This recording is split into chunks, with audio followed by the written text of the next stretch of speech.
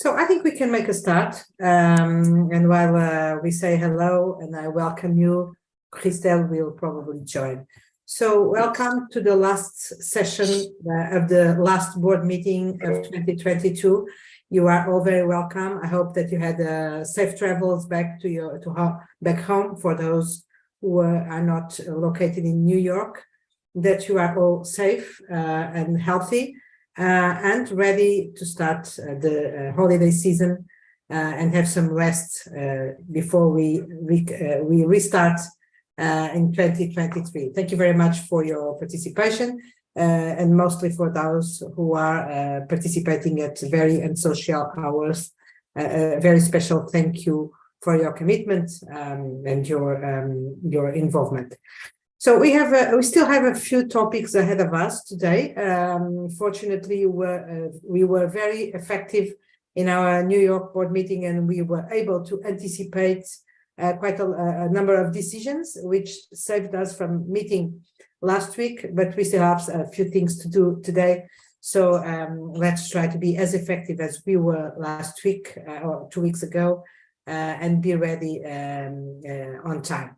So the first thing that I'd like to ask you is for the approval of the minutes. I don't know if anyone has any comment or suggestion to the minutes. So if not, thank you to those who have provided comments before, and thank you for preparing the minutes, and I consider the minutes approved. Before we move on to the tax planning and the EIOC topics, let me just update you very quickly on some topics, namely on the composition of the future task forces and working groups.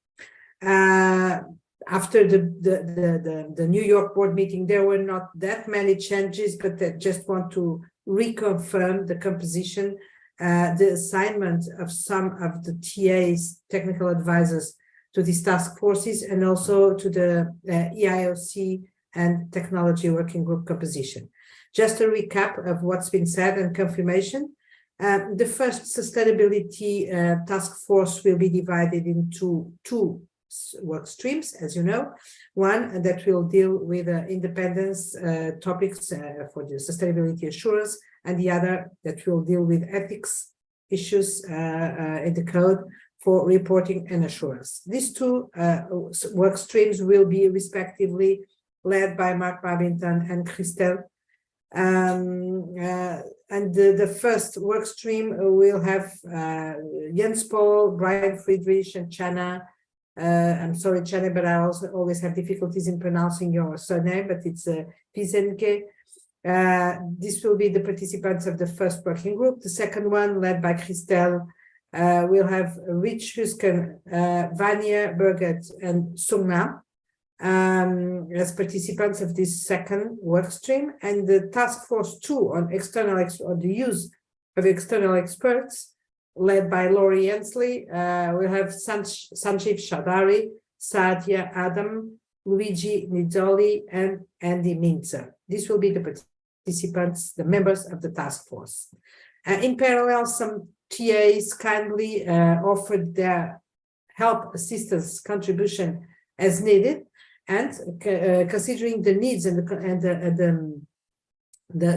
what they expressed to be their preferences, we will have David Clark, Marta Kramarius, and Masahiro providing assistance and support to working group 1, work stream 1 on independence. We will have Chris Twangiramana, Laura Friedrich, and Kristen Vidal providing support to sustainability to the work stream 2.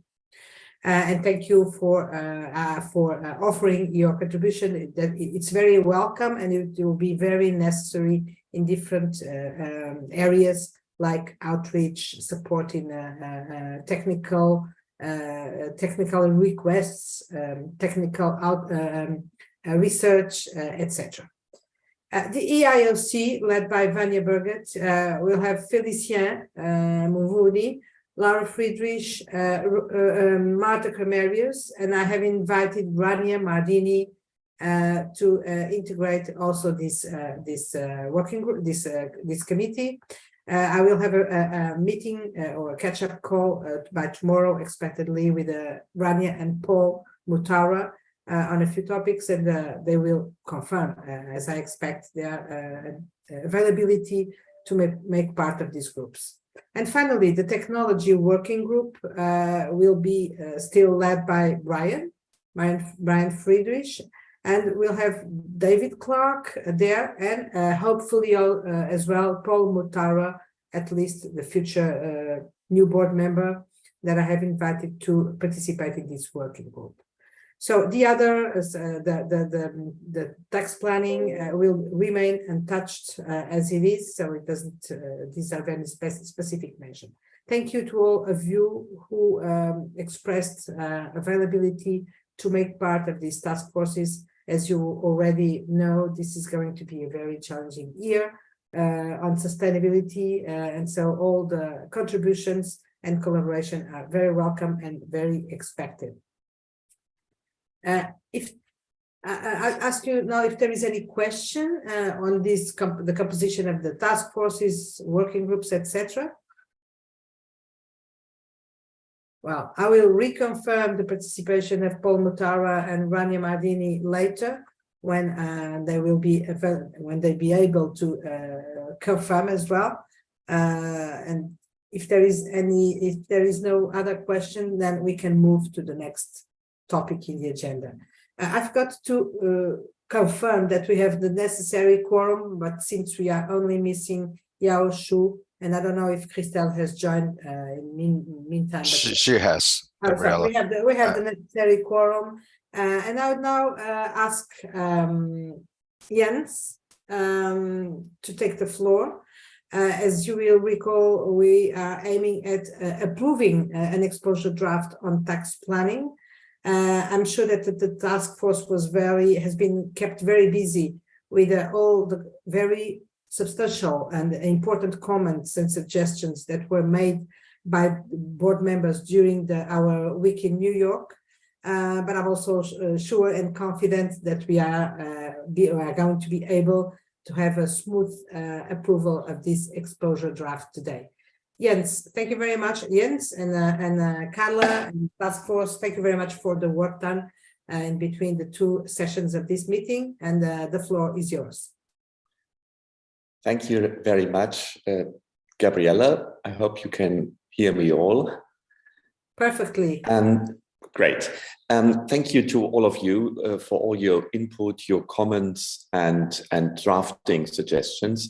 So the task force has had a real challenge to balance all the comments, because they're not all consistent to each other. So we had to make decisions. But what we can say, where we had different views of which went beyond pure wording issues, we will put them into the explanatory memorandum and will ask stakeholders to respond to the possibilities or discussion we have had. So you will find now agenda item for F and G, and you have also seen with the remarks and the changes we are proposing.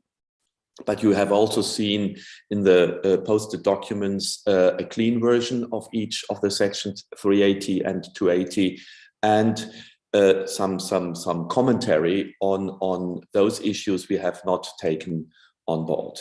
So if you agree, I would like to guide you through the two papers that we can raise all the issues we have changed. So we are coming from the document which you have had for the board meeting in New York, in the meeting in present. So and then we are showing now, and I will try to explain you the changes we are proposing now to the final exposure draft document. So Carla, if you can please go to the first changes we have made.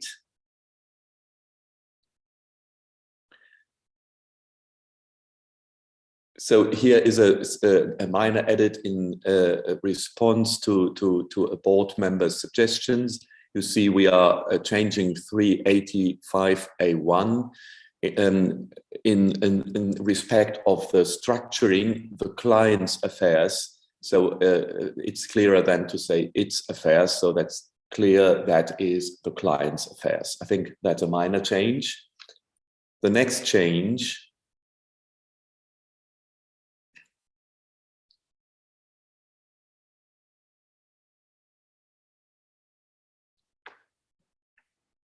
you see here the change, comply with them when providing tax planning services. So also here is just a consistency change in wording.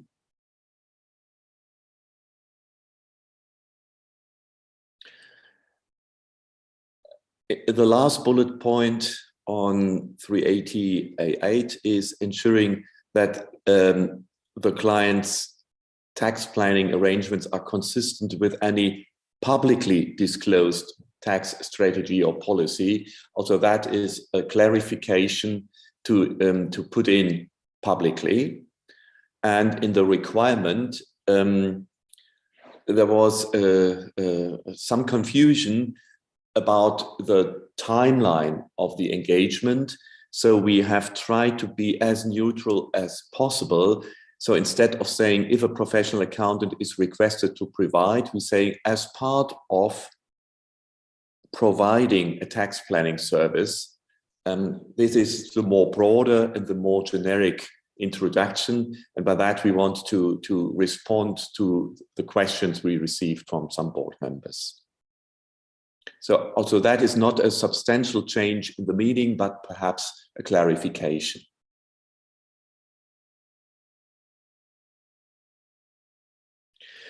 The main change we have done is to come back to that what we have proposed previously.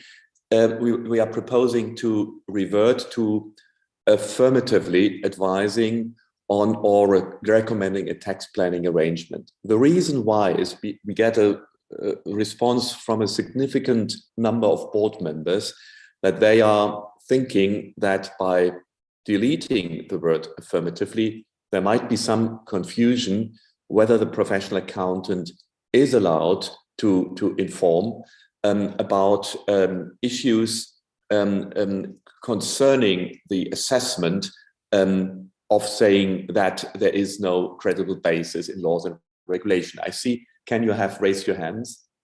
Yes, thank you, Jens. Just an edit here. I see two onlys. So, Carla, I think you inadvertently introduced on the first onlys shouldn't be there. Thank you, Ken. So the reason, just to repeat, was that there was the fear that the professional accountant would not be allowed or would not be able to provide advice if there is no credible basis in the tax laws and regulations in saying what alternative arrangements or other changes of the factual situation or the technical situation might be to reach a credible basis in laws and regulation. And so we have heard during the last board meeting that there might be some translation issues. So we thought in the exposure draft to be as clear as possible in the English version, and then see how respondents are evaluating this proposal. So we have a clear picture, but we wanted to make it crystal clear that the professional accountant is allowed to give an advice in this context, but he's not allowed to do something where there is no credible basis. So by that, we are proposing to revert to the previous text we have proposed to the board. So perhaps I can stop here because that might be an issue where views should be exchanged. Thank you, Jens. Any comments or concerns about the change that is being proposed by the task force?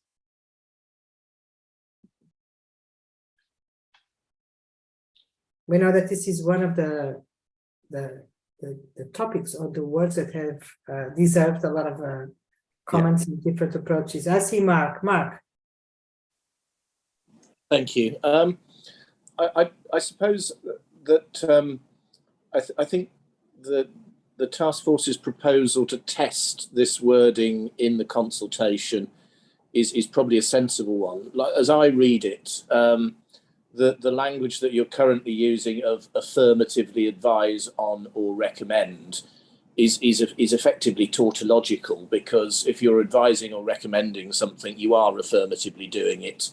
But I can, so it's sort of ugly wording, but it's one that we might usefully explore in the consultation and see what people come back and say. Thank you. Thank you, Mark. This was exactly why we have deleted affirmatively, but the response from more than one board members in this respect is please make it clear. So perhaps if we are going back to the original wording after having had the consultation, because it is crystal clear, then we document the clear, how to say, spirit of the law in this context. So that is a little bit the idea behind. Félicien? Thanks, Jens. I think I want to also agree with Mark. If we keep this wording there, want it to be calling for many challenges and many comments in future. What would be, what's wrong with removing it completely and we keep basis for advising or advising on or recommending a tax planning arrangement, and we remove completely affirmatively? Because as Mark mentions, when you're advising or recommending, you're affirming. So is it tautological that we are putting it there? So I think it's something that we need to reconsider, given the implications of keeping them in future. Thank you. Thank you, Félicien. Begoña.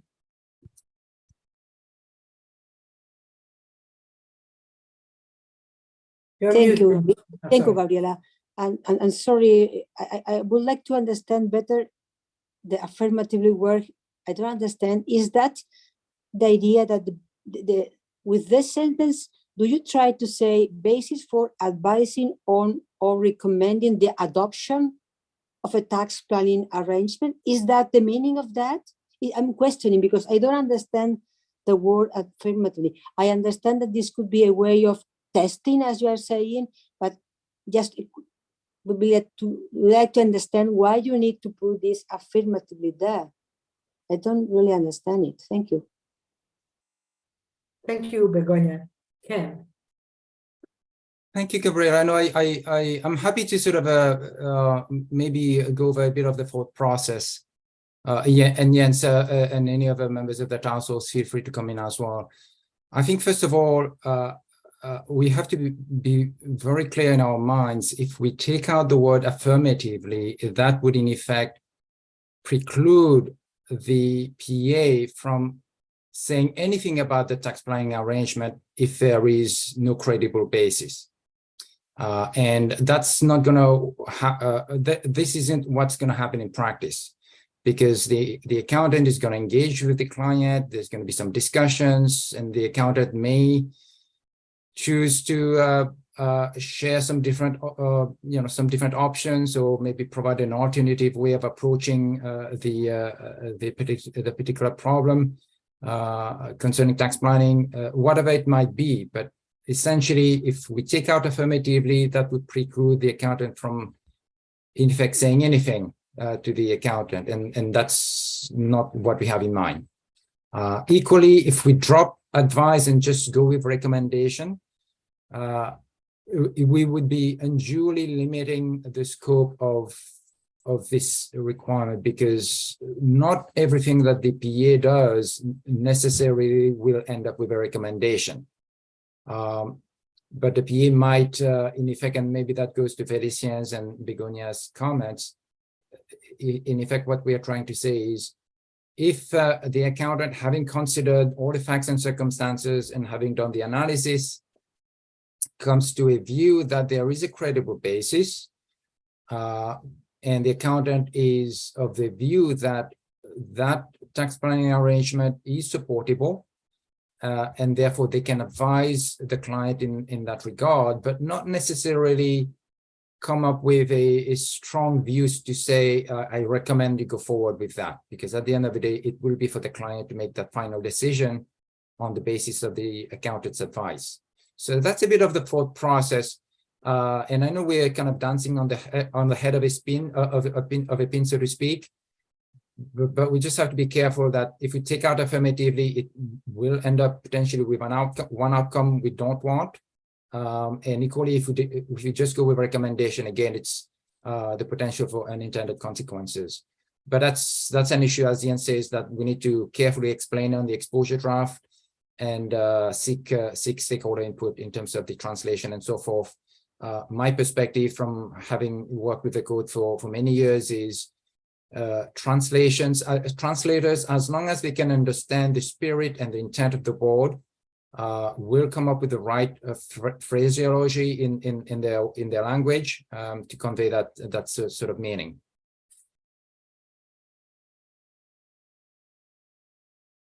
Thank you for that explanation about the thought process, Ken.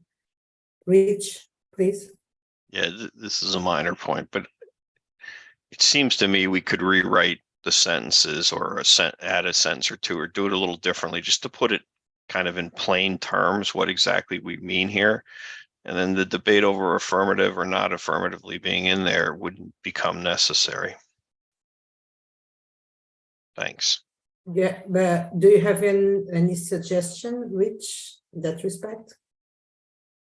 Well, if I understand it, what we're saying is a professional accountant may advise a client against a proposal. But if they're advising a client in favor of a proposal, then they must have determined that there is a credible basis in law and regulation.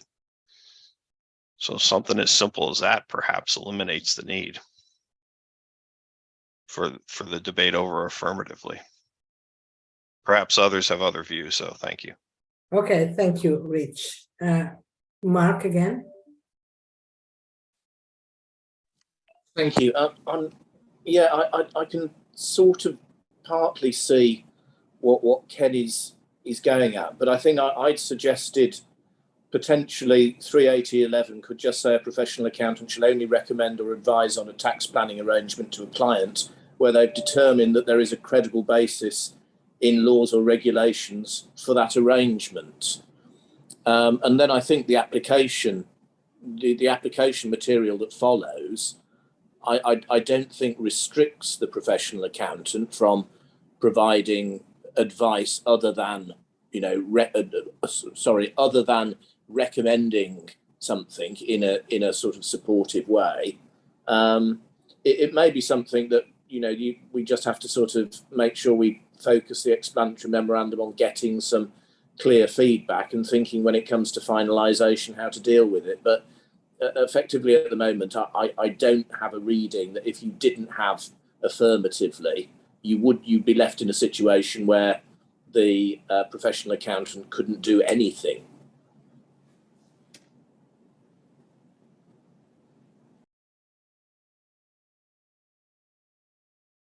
Sorry. Thank you, Mark. Luigi. Yeah, thank you, Gabriela. And my comment is pretty consistent with the previous one. Basically, I think that we are discussing here about the wording, but maybe we all this is my understanding. It seems to me that we are all in agreement about the sense, and therefore I echo Rich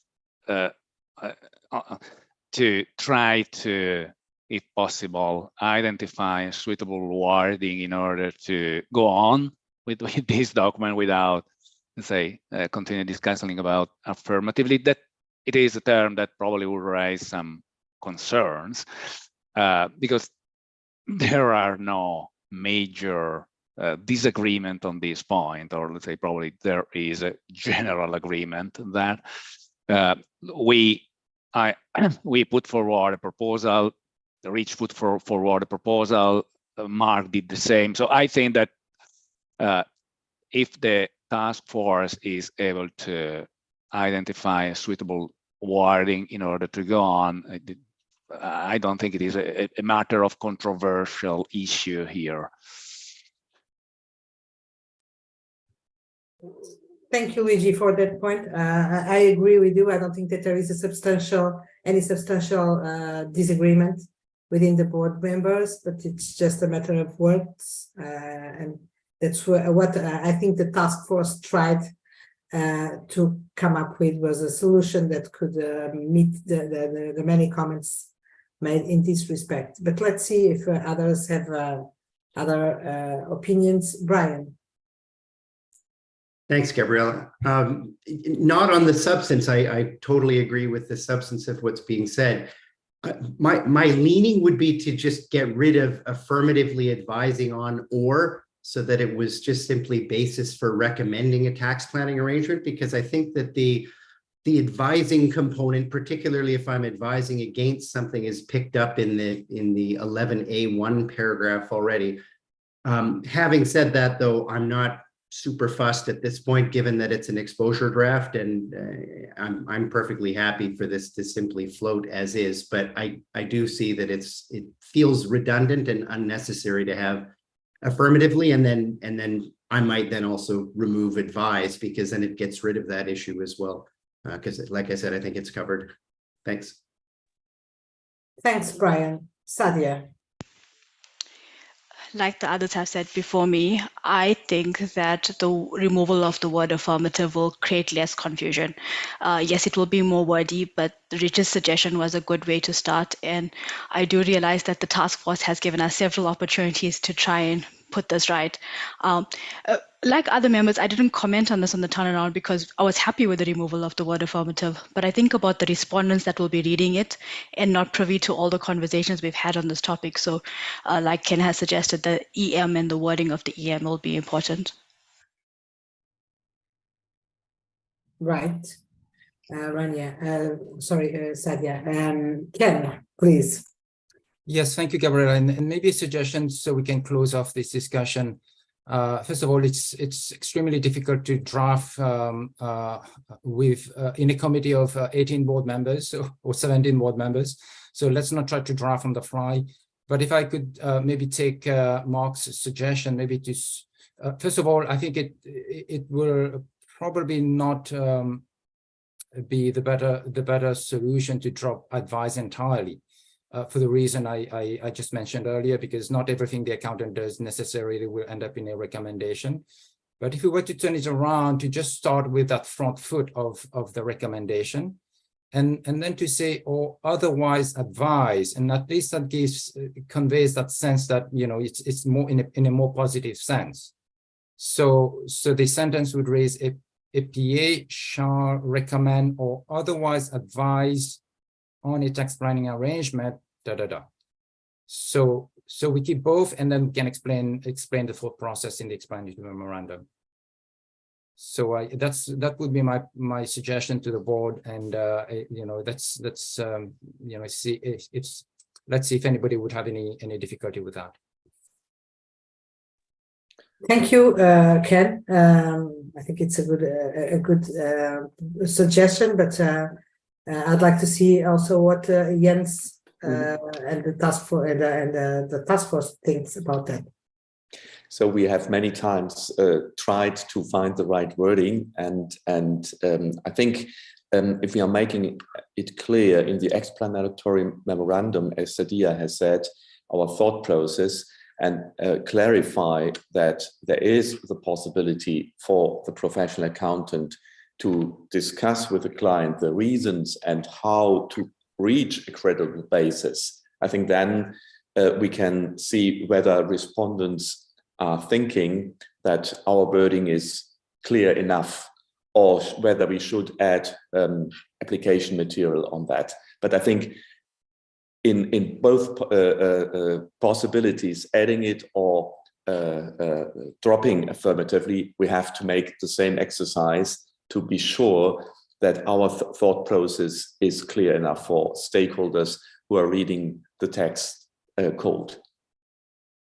Okay, but I think your proposal can, and I think Carla has made notes of it, that we are dropping affirmatively, but we are changing the order of recommending and advise in that order.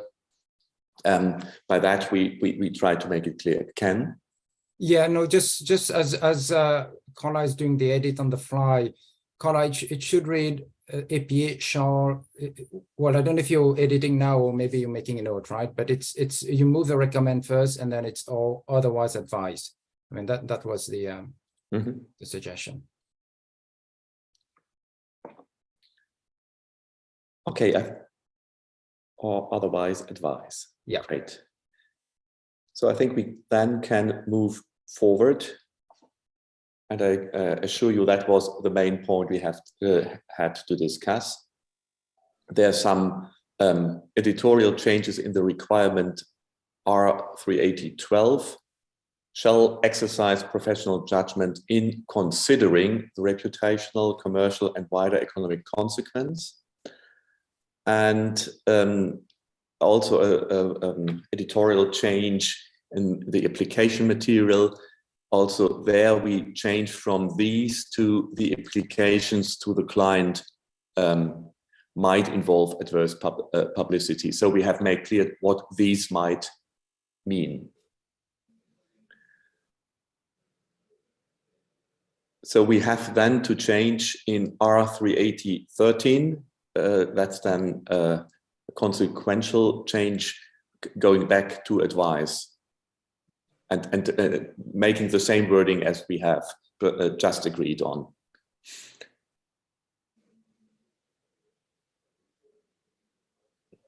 Another editorial change is the arrangement, singular, not plural.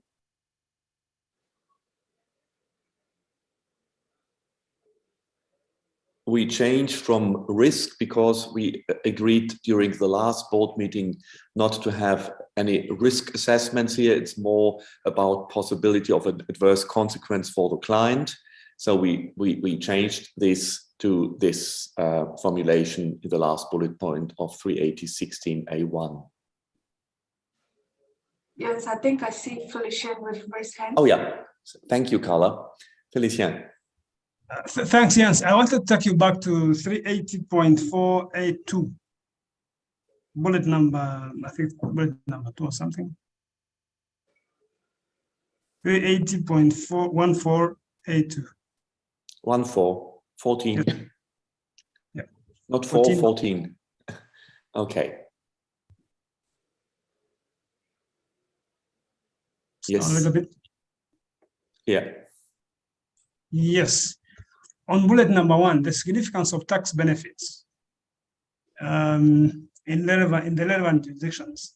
So my question was, how do you determine whether tax benefits are significant or not? Is it necessary that we keep the significance there, or we can just say the tax benefits in the relevant jurisdictions and we avoid using the word significance, because it can cause also a bit of confusion of what is considered significant or not. That's just my observation. Thank you. I think all the 3 bullet points have a portion of professional judgment. You see the likelihood, the perception, and we want to also have here a qualifier where the professional judgment has to be made, the significance of the tax benefits. If there is no significant tax benefit, but there is no need for disclosure because all the GRI and other standards have this qualifier in their regulatory framework. That's what the thinking behind. So to leave some professional judgment because it is application material in a multi-jurisdictional situation. That's the reason why. And we have significant as a term in many other parts of the code.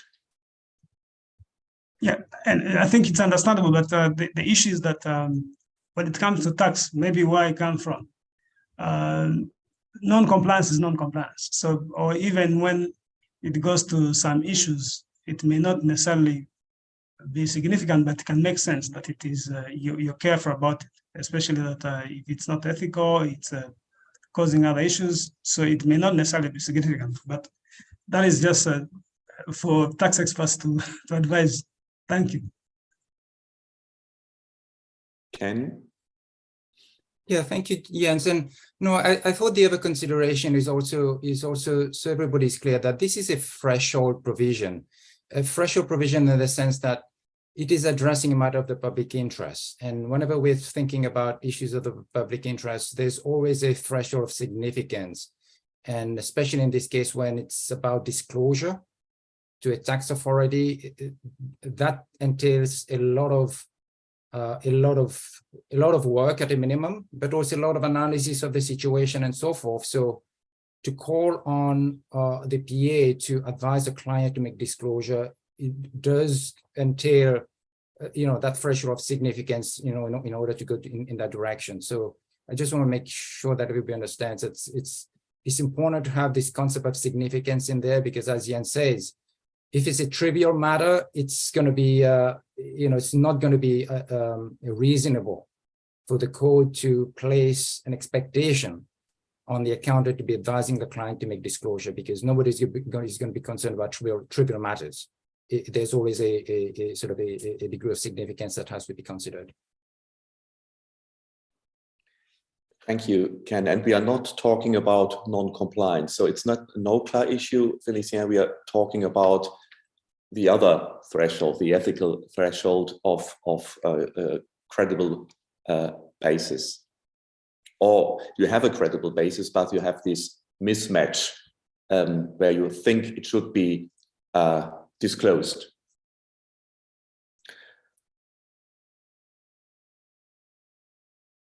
Let's go through the next point.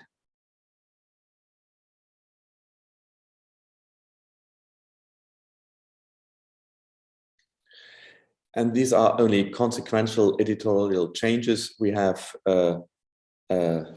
clarified that the basis is in laws and regulations and not only limited to tax laws and regulations. And we changed the end to a comma.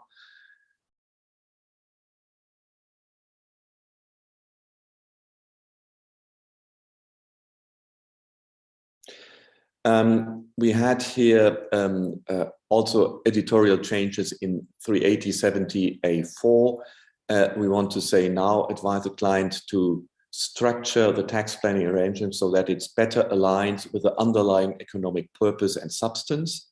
That's one editorial change. And the other bullet point, we want respond to a board member's point raised on pending challenges by relevant tax authorities. So the new text is as follows: advise the client to structure the tax planning arrangement based on an established practice that is not subject to challenge by the relevant tax authorities or is known to have been accepted by the relevant tax authorities. And the next change is an editorial change where we have added the conclusions reached. I think that's the task force is of the opinion that this is the clearer language. Yes, I see raised hands from Jeff and Rich. And Sunam, yes. My points are very quick, just editorial. We can go back up a little bit. I think the two advice that you've got, bullet 2 and 3, you probably should make it to advising to be consistent with the rest. Thank you. Rich? Yeah, Jens, this third bullet point that talks about the phrase established practice that is not subject to challenge. I don't know, my personal experience that even things that you thought were well established by a tax authority can come up by a new or different agent or an appeals agent or something like that that challenges it. So I don't know if that's a workable phrase in practice. I mean, that's a fairly affirmative statement, not subject to challenge. So I'll pause. Others may have a view. Yeah. Thank you. Thank you, Rich. Sunam?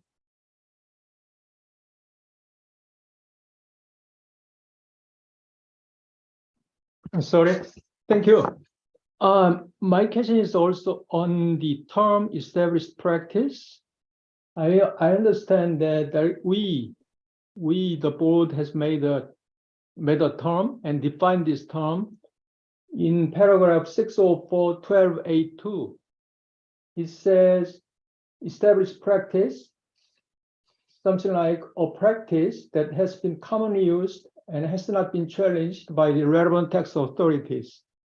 So I believe it's not desirable for us to create another expression or term. So my suggestion is we use the term that was approved by the board as part of the NES and P project and explain our thought and discussion in the explanatory memorandum. Thank you.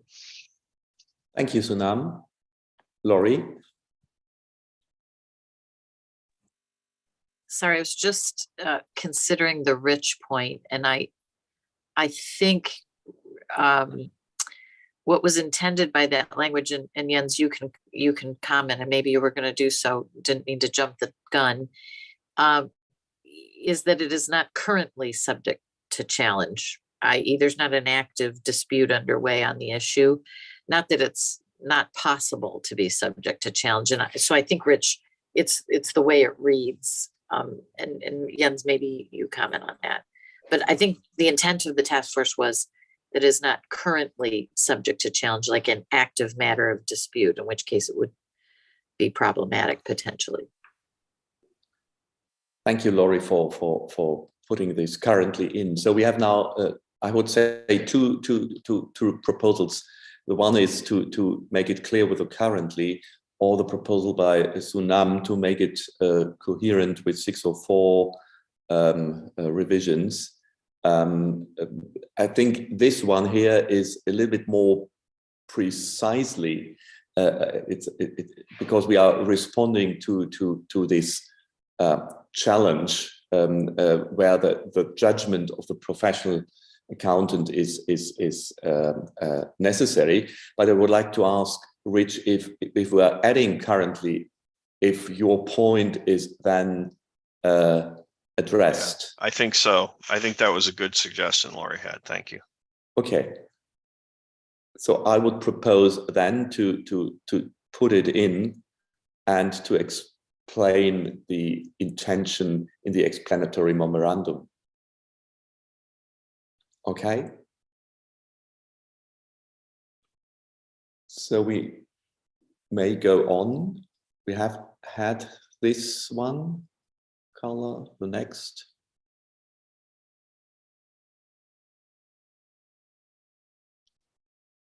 I see Ken has raised his hand. Yeah, and sorry, Jens, I was a bit slow. I think we are going to, is the proposal to the board that we will go with the wording as it is on the screen and not go with the wording that's in section 604. Yes, that was my proposal. Yeah. Just to, thank you for clarifying it, because I think it's responding to some board members' view that we expressly think about the situation of a challenge. The term challenge was seen for some board members as relevant. And that's why we are just making it more clear, currently subject to challenge. Yeah. Okay. Thank you. So I think there's only one important change now. The recommendation by board members was to raise the application material in A380 20A2 to a requirement, as a new requirement, R380 21. And it's about the consideration to need of the need to withdraw from the engagement. So we had it as an application material, but board members said that in the situation in which we are here, it means that we have not a credible basis. We should have a requirement to consider to end or to withdraw from the engagement. So the task force is of the view that it's consistent to have a requirement here, because we are in the phases in the environment where we have no credible basis to have here a requirement. But we didn't want to include it as it was proposed by one board member in R38020 because we had there somehow a step-by-step approach, because the communication first has to be done and then another judgment has to be done whether to withdraw, yes or no. So that's why we think the order should be like we are proposing here, in two separate requirements. I see no immediate reaction, so we can go on. And I think there are some editorial changes in 380 now 23A1. We added a little bit and edited a little bit, not the decisions, but we said the conclusion reached, because we wanted to make clear, and that was a discussion we had during the board meeting, not that the accountant is making the decision, but the conclusion reached in advising the client. And I see two hands are raised. Félicien? Thanks, yes, and forgive my ignorance in terms of possibly setting standards.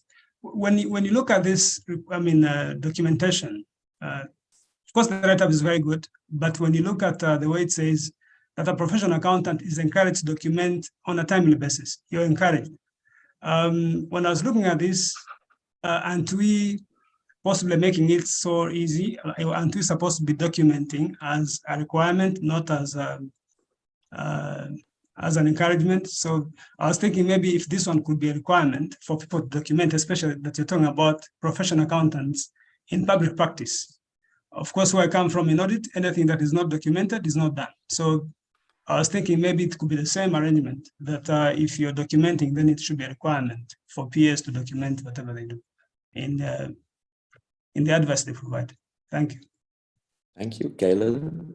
Yeah, on Felician's comment, basically was going to ask if there's a documentation requirement following the requirement. The section we were just talking about, the requirement.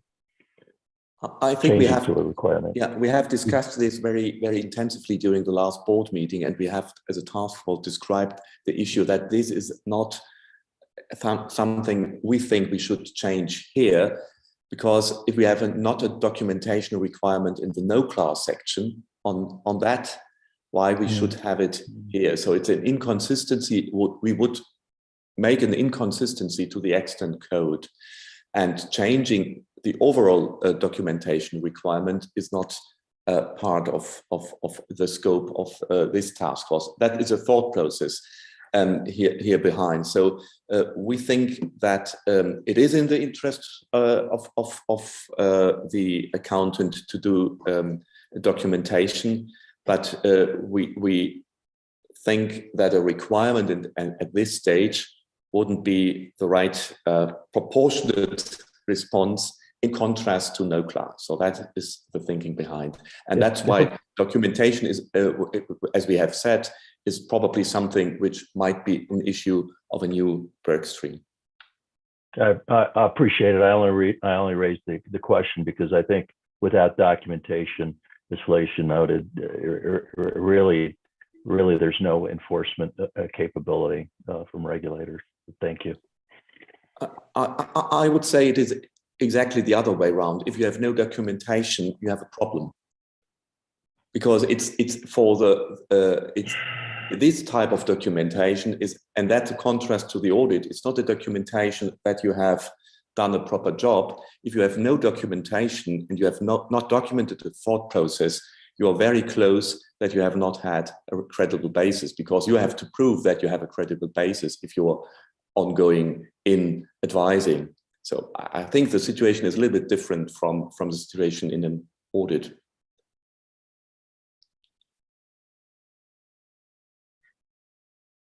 I don't know whether there are other views on the documentation issue.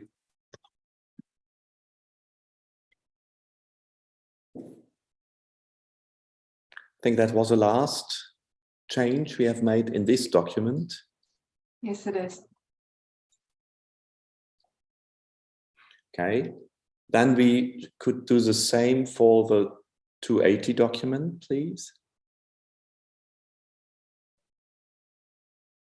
And I think Did you see 280 in front of you?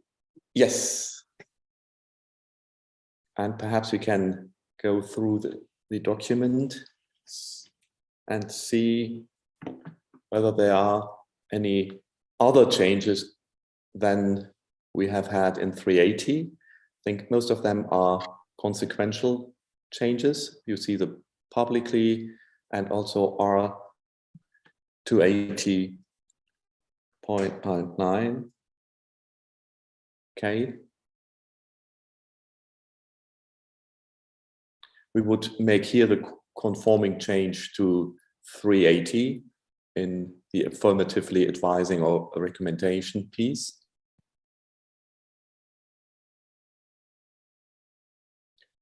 And these are all editorial changes. And also here we will change affirmatively.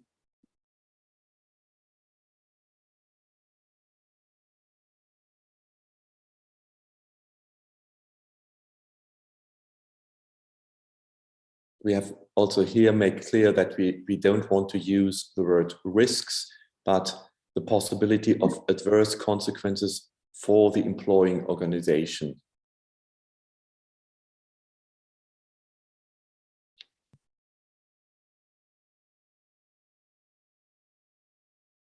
And these are all conforming changes, I think.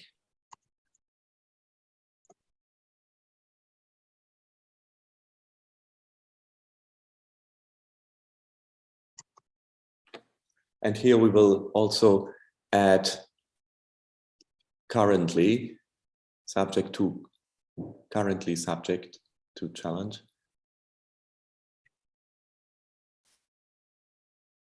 Okay.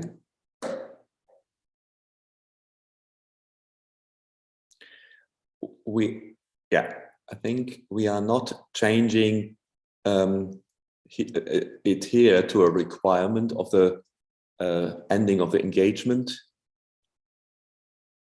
We have kept it as an application material. Okay, I think these are the changes in 280.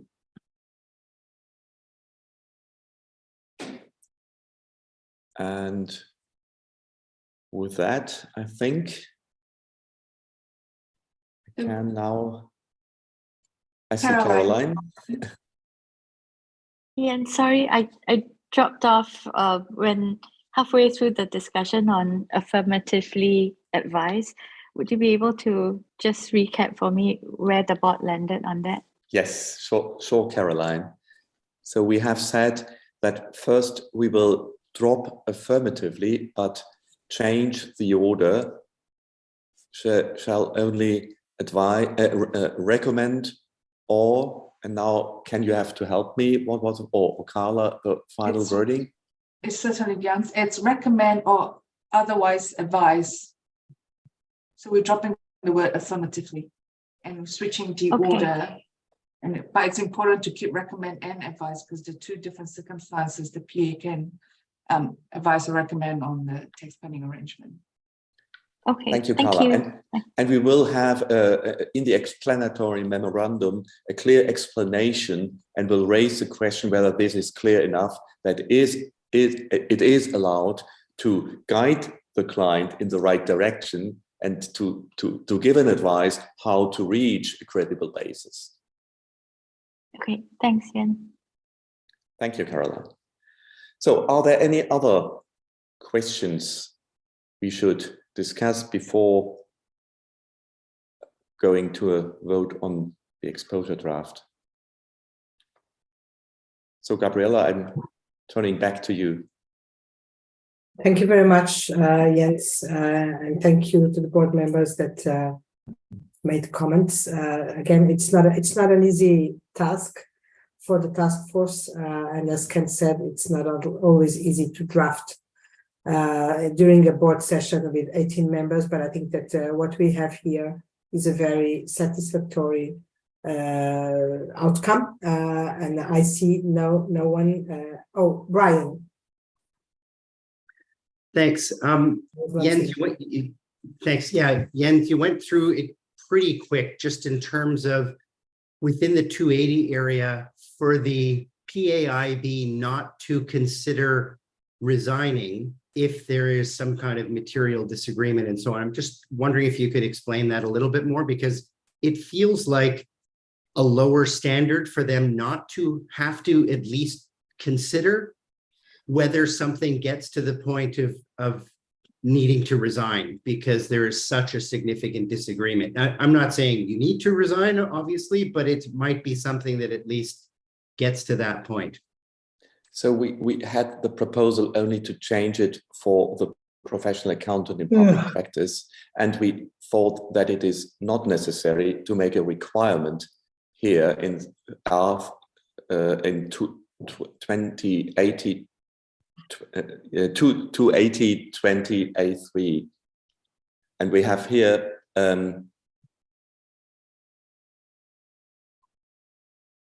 A2. We have, in the light of the response of the intermediate superior within the employing organization, the accountant might also consider. So in this situation, we thought a requirement would be not appropriate. It's a different situation to end also for the consequences, an engagement, only an engagement, or your entire employing contract. So that's why we said it is in, but as an application material and not as a requirement. But also that is something we can explain in the explanatory memorandum and ask for views of stakeholders, whether that is an appropriate balanced view. The task force thought it is the other way, make it parallel. Yeah, I might suggest doing it the other way around. Just, well, Siri doesn't understand either. Only because it's then a parallel requirement.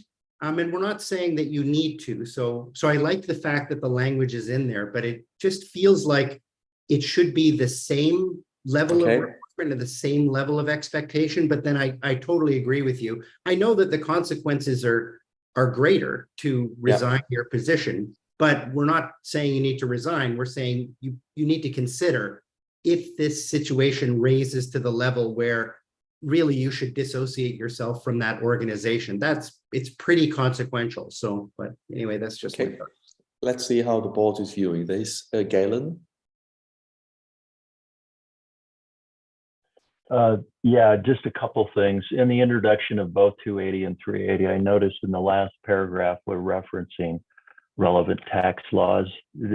To be consistent, or we trying to remove the word tax laws and making that more all-inclusive. So that was one comment. And then on 380, I think I made the comment in our meeting in New York, and maybe you feel still comfortable about it. I still have some misgivings, but on the subject of PIEs and auditors of PIEs, should there not be a caution there referencing NAS? And you've probably explained this before, and I apologize if you have, but I've raised that with the PILB and I raise it again here. Thank you. Christelle? Yes, thank you. On the point raised by Brian, I think I do not concur.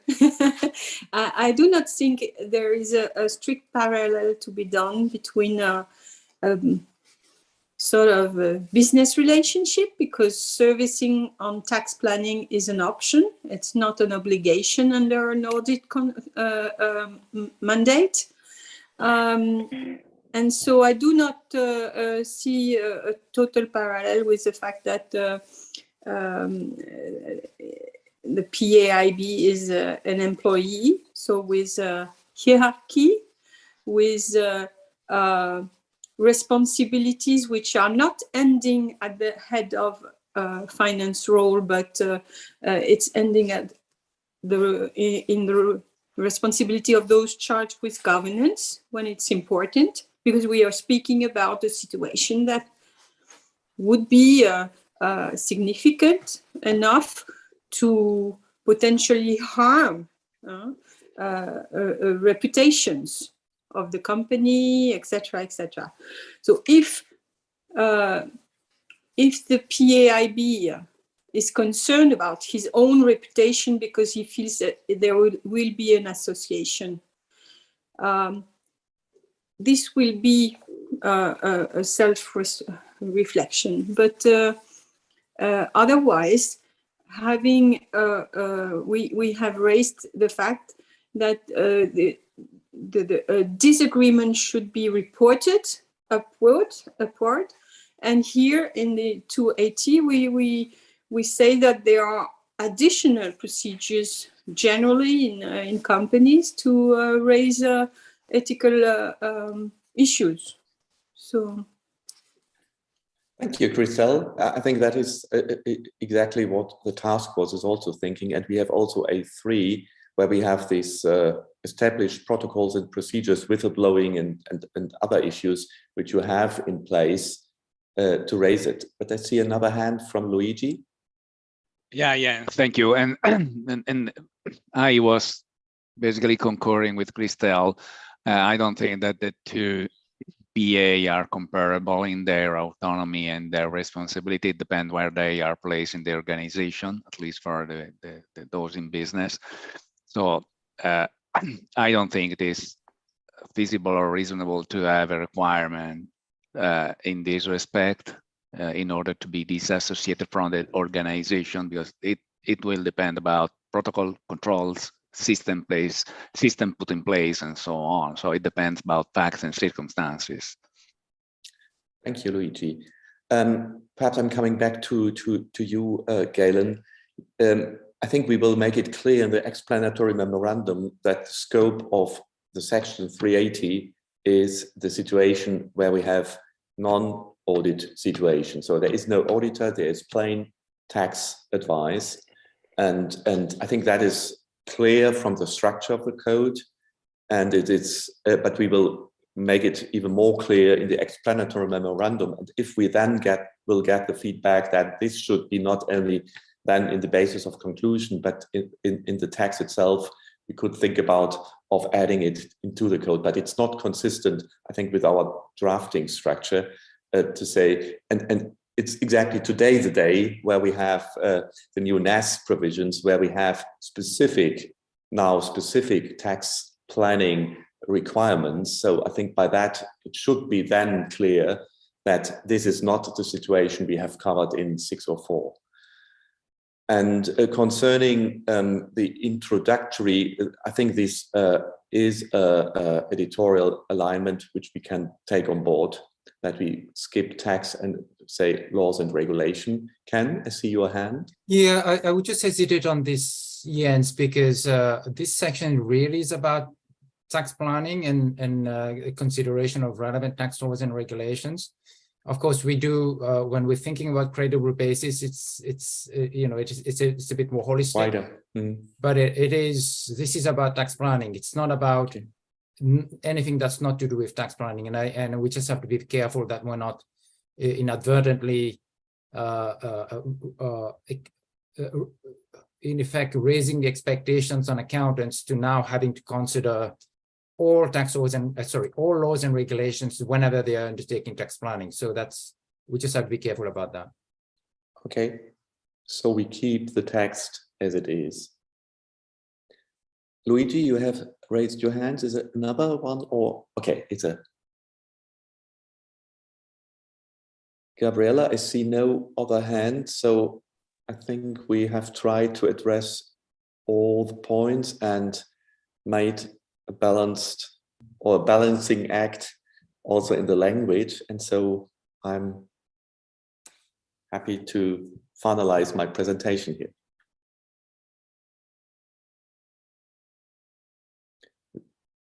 I was muted. I think so, Jens, that it was a very good and not easy exercise. Of course, we have to keep in mind that this is still an exposure draft, and that what you will put in the explanatory memorandum and what we will hear from stakeholders will be decisive to make final decisions on this wording. And I'm happy to say that it's only about wording on which we can be still struggling a little bit, but I think this is a very balanced result, and I don't see anyone, but I'd like to ask expressly to the board, are you comfortable with this proposal to go out for an exposure draft? Do you still have any concern that you'd like to raise before we move to a voting? Any question? Okay, thank you very much for that.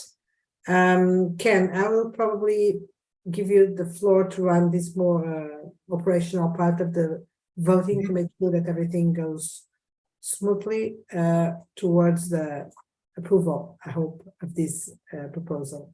Thank you, Gabriel. And that's going to be a straightforward vote. But before we go with the raising of the hands, I just want to reassure the board that absolutely we will be as clear as we can in the explanatory memorandum as to what has been considered at the board on the various issues, including the last matter we just discussed in terms of the consideration of resignation, between the PAPP and the PAIB. So we will make sure that we provide as much as explanation and in as concise a way as we can in the explanatory memorandum. So with that, we will vote for the exposure draft, and that's for the board members only. And I would ask for first of all, if there is any board member who is abstaining from the vote. If you're abstaining, if you could just raise your hand.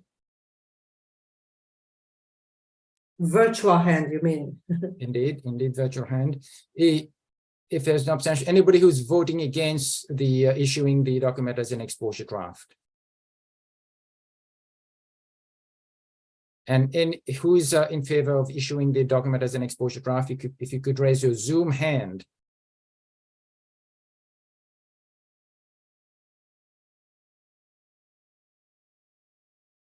Very good. We have 17 members. So if you could just hold your hand, and I believe Astu is going to do a picture so that we have everybody on the record. And if you could do a smile as well, I think that would be. Oh, look at this. We have the cat as well. Thank you, Laurie. We have some feline support for the exposure draft. Thank you, Gabriel. I think a show of hands and a clap as well would be very very welcome for the task force.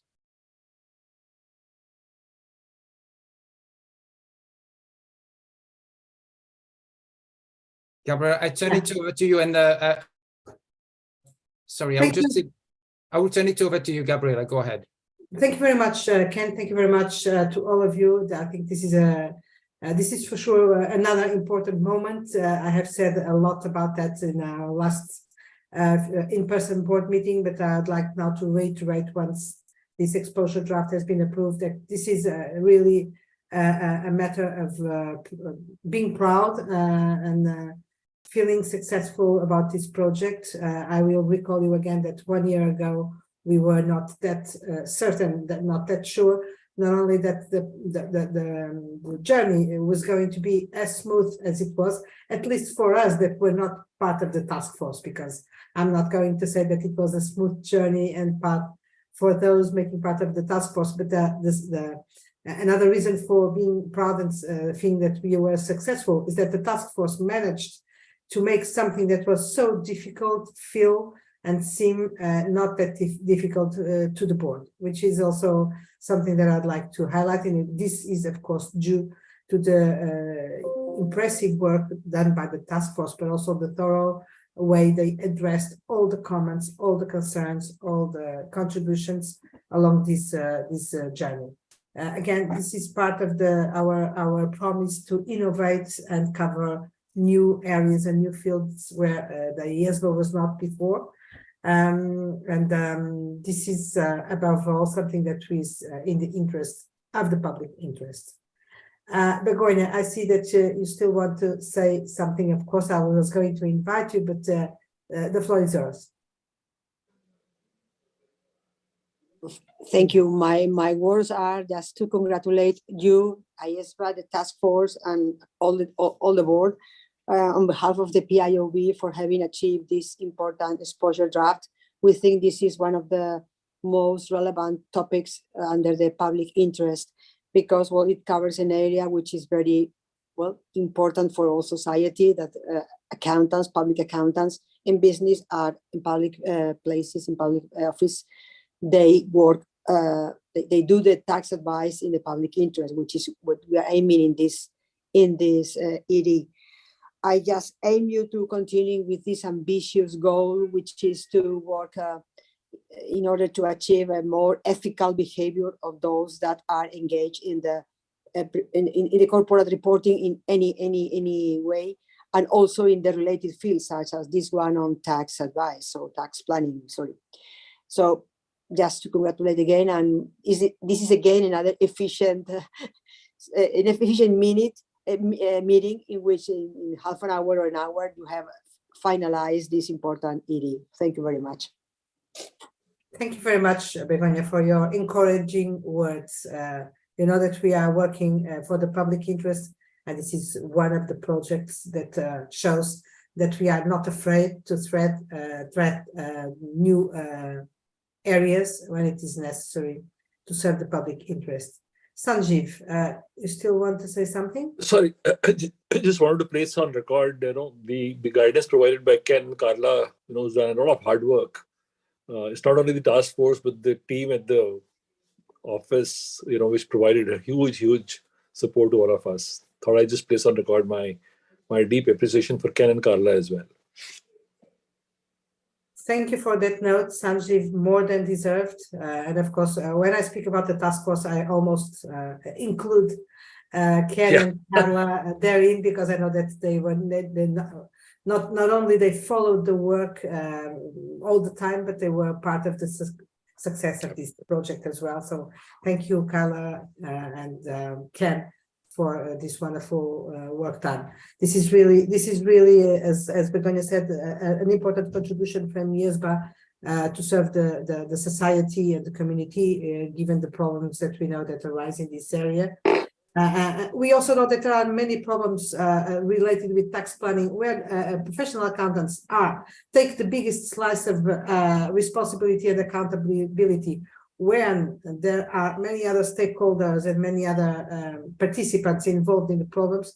So not only this is important to make sure that the professionals involved in these services abide by the strongest ethical standards and culture, but also to make sure that we have clarity about who is responsible for what, and try to separate the waters and make each one responsible for its own duties. So thank you very much. I think that this is a reason to celebrate, and I hope that in a few months from now we will be celebrating the finalization of this project. Thank you to all of you. Thank you, Gabriela. Yeah, just one more thing on the exposure draft. The board will receive in January the draft explanatory memorandum after the task force has had a chance to review it. So we will circulate that to the board probably in the second half of January, with a view to then having the exposure draft ready for issuance by the end of January, with a 90-day comment period. So that's just so the board is informed as to what it can expect to receive in January. Thank you.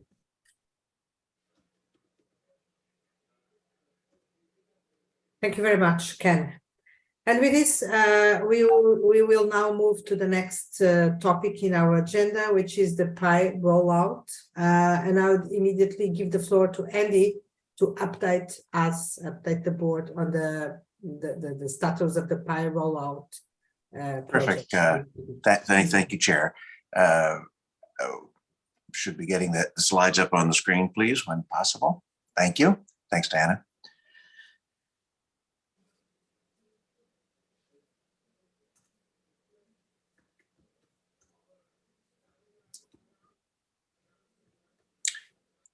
Okay. There you go. Great. Thanks so much. At first, I just want to also thank the working group, which is several board members, Yashu, Sungnam, Rich, Felician, Luigi, and then Jeff and Laura are the staff who have been doing an outstanding and active job.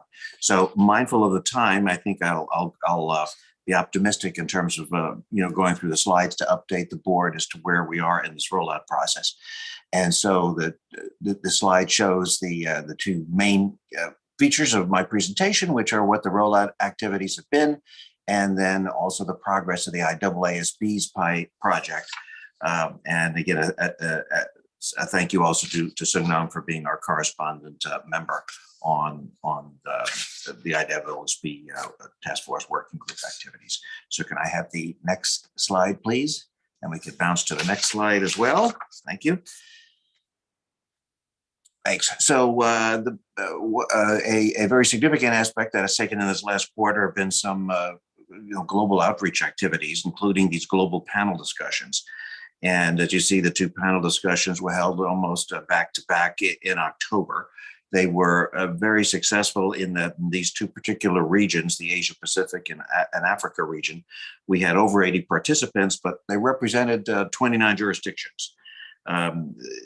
And a lot of it was peer-to-peer discussions with the various groups speaking to each other. They explored the rationale underlying the jurisdiction's considerations of certain entities that might be included in their PI definition. Because again, as you recall, the PI standard came with the refinement on the local level. And so that has been the issue, one of the issues involved with the various jurisdictions as to how they will be refined.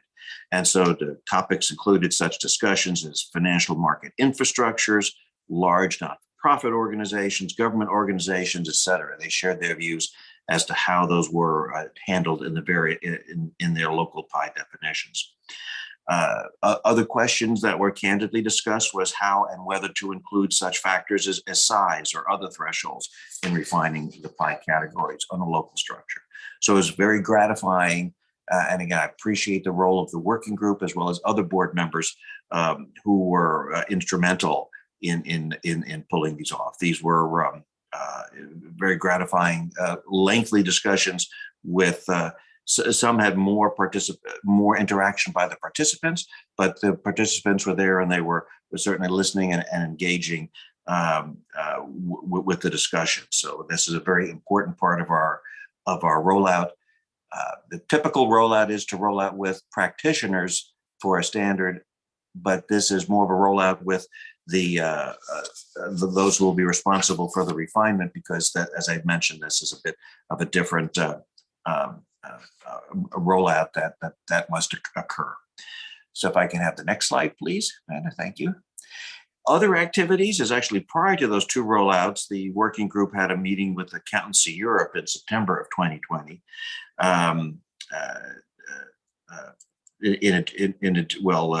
Luigi had joined and Jens, who are members. The participants addressed the differences between the definition of PI in the IESBA PI definitions with the European Union law and new transparency disclosures, and the impacts of a firm classifying a client as a PI. The jurisdictional database is a Q1 2023 project that staff is in the process of finalizing the structures to seek the stakeholders' input.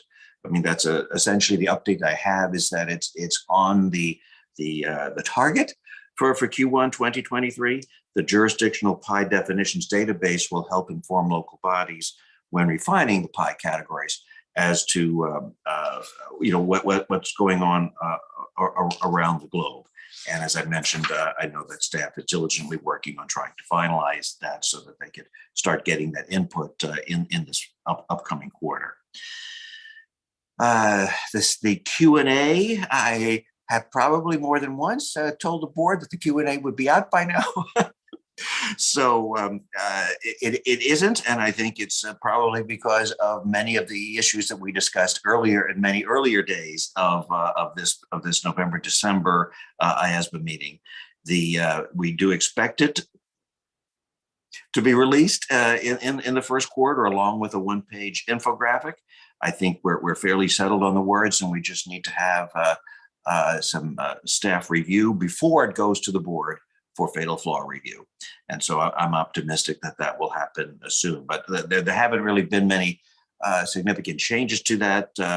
But we've already have some thoughts for perhaps additional Q&As to put in there. But that'll always be a living, breathing project to go on. If I may have the next slide, please. So yeah, the IESBA coordination, thank you, has is important. You might recall that the PI task force we had a couple of correspondent members from the IAASB. The IAASB has now picked up their projects. They have the two tracks. The first and more pressing track is to determine whether the auditor's report is the appropriate mechanism about enhancing transparency. In our standard in 400.20, we have the requirement to have transparency for entities that apply the PI ethical requirements. And we could not require that to be in the auditor's report because that is the purview of the IAASB.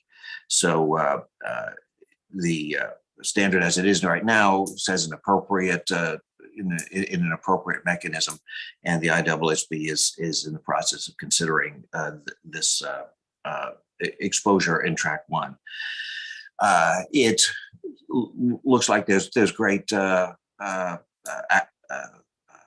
concurrence with the audit report being inappropriate, but the thing that you need to understand that I think I previewed in a prior is the IAASB included a question which was for us, and a question they've really directed to us about whether or not the transparency requirement should be there for review reports as well. As you know, having the standard sitting where it sits, even though the paragraph reads audit in the paragraph, in the transparency paragraph, since it's in part 4A, every time the word audit's used, you can read the sentence with the word review. And so it would also have the same transparency requirement for reviews. The IAASB is proposing amendments to ISA 700 for the audit reports and are considering bringing up at its next meeting as to whether or not it should be extended for the review reports as well. Can we have the next slide, please? So the IAASB has asked us to consider being one of the inputs for their March meeting, their first quarter meeting, about whether or not to consider revisions perhaps to the 2400, 2410 for reviews. And so the working group in concert with staff is proposing, and this is what we're going to ask your concurrence on, having a virtual meeting in late January or early February, although I understand late January it looks like the preferred dates, for the working group to appropriately brief and explain to you, the board, what the positions are with regard to the transparency requirements for reviews, and then for us to adopt a position at that time when we have thoroughly been able to review the responses to the IAASB paper and to consider whether or not as it stands now, R420 does apply to reviews, and whether we have any different view than what we originally issued when we issued the report. So that's really a question that will take appropriate briefing and a more thorough discussion. And so the working group, mindful of how long, and also with staff, how long this meeting and how many topics we had, considered that perhaps the most efficient approach would be for the working group to meet separately to consider what the IESB has achieved in their outreach project and their exposure draft project, and then to put together some board papers for a brief meeting in late January. And the IESB will consider not only the respondents' feedback and the IESB's PI task force proposals in March 23, but will also take into account our consultation as well. So at the end, I'll be just confirming that. But if I could go to the next slide. This is really just informational content for the board to note. Track 2 of the IESB PI project was to consider the convergence between the PI definition and really performance aspects within the differential performance aspects within the auditing standards and quality management standards. And the conclusion actually is gratifying, that the IAASB is, in most part, considering differential requirements for audits and quality management along the lines of our PI definition. So that's going to be consistent in their auditing standards, and that's pretty much the headline, I think, that's there. I personally was not sure how that would land, but it really seems to be landing really very well. So not just the transparency requirement, which was important because it needed to state which ethical requirements were followed, but also whether or not they were going to then expand the PI, our new PI definition, to differential auditing and QM guidance. And there's more on that in the papers that have been provided to the board. And again, thank you to Sung Nam for being our correspondent member. So with that, then could you please go to the next slide? I think I already really covered that the IAASB will consider their PI task force update at its next meeting, but they're also asked us to consider the review. So if we can go to the next slide. This is where IESBA members are asked to, do you agree with the working group's proposal for a late January or early February 23 IESBA virtual meeting to decide on the scope of the transparency requirement in paragraph 420 of the IESBA PI revisions?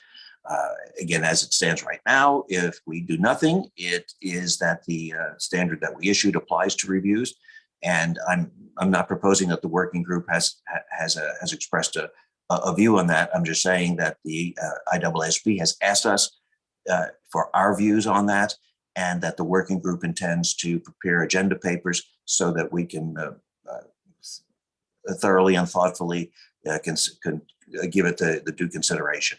And when the slide was prepared, we were thinking of a late January or early February meeting, but as I understand it, I think staff is proposing a late January meeting. But with that concludes my presentation, Chair. And so at this point, I'd be happy to address your questions or the board members' queries to me. Thank you. Thank you very much, Andy, for this update, for this very clear update. I'll start by collecting any possible comments, and I see that Caroline already raised her hand. Caroline? Thanks, Gabriela. Thanks, Andy, for the presentation. I'm not commenting on the request that you have, but going back to slide 5 on other activities, the 2 questions. One, the jurisdictional PI database. Is the intention to publish that or make that publicly available, or just within the staff? And the second question on the staff Q&A, is there an expectation that it will be very different from what the board reviewed previously? Thank you. Andy, if you want to. Sure. Sure. I think and Jeff or Laura can jump in first with regard to the database. I believe our view is that it would be a public document, so that since it is public interest entities, which jurisdictions are treating which entities as public interest entities is of public interest. So the usefulness will be for that to be accumulated and available, not just internally, but for the world to see. Maybe I can ask Jeff to jump in and correct me if I'm wrong. Yes, Andy, that's correct. So we intend to make that database publicly available. In fact, the first version that was part of the board papers in December, it is publicly available as well, of course, as a board paper. But with this updated version, we will make sure that it's on our webpage and it's very clear, and will inform us, stakeholders when it's available as well. And with regard to your second question, Caroline, maybe Jeff, you can help me with there too, because I don't recall the last version the board has seen. I mean, I know it's gone through some editorial comments and adjusting. I mean, I think from a 50,000 foot level, I don't think it's massively changed, but I know there's been some wording changes. Jeff, you might have a more nimble memory of what we've last shown. After the last board meeting, the working group took a really, I guess a more detailed review of that version, and we certainly expanded on a few of the, I suppose the responses, particularly in relation to perhaps what would happen to jurisdictions such as those in the EU, where you have a regulatory definition of PI, and how to deal with that when the local PAOs or national standards setters cannot really change that definition. So we've tried to address that a little bit more without, of course, redefining, the board's decision and what's been involved. So that there is a little bit of expanded explanation in the version that the working group has settled on. But as Andy has said, we will consider adding perhaps at least another question on the review engagement component, subject to the board's I guess discussion, hopefully in January. Thanks, Andy. Yeah, no, and I appreciate that question. So I do recommend that when it does come out for board members to read the document, as I'm sure you will, but I'm for fatal flaws. But we did take into account the comments that we had received when we had discussed this on a more fulsome basis earlier in the year. And so that's the direction of travel the document has gone through. But some of the questions did require some more expansive discussion than some others. Thank you, Andy and Geoff. I see that Vanya wants to speak. Vanya?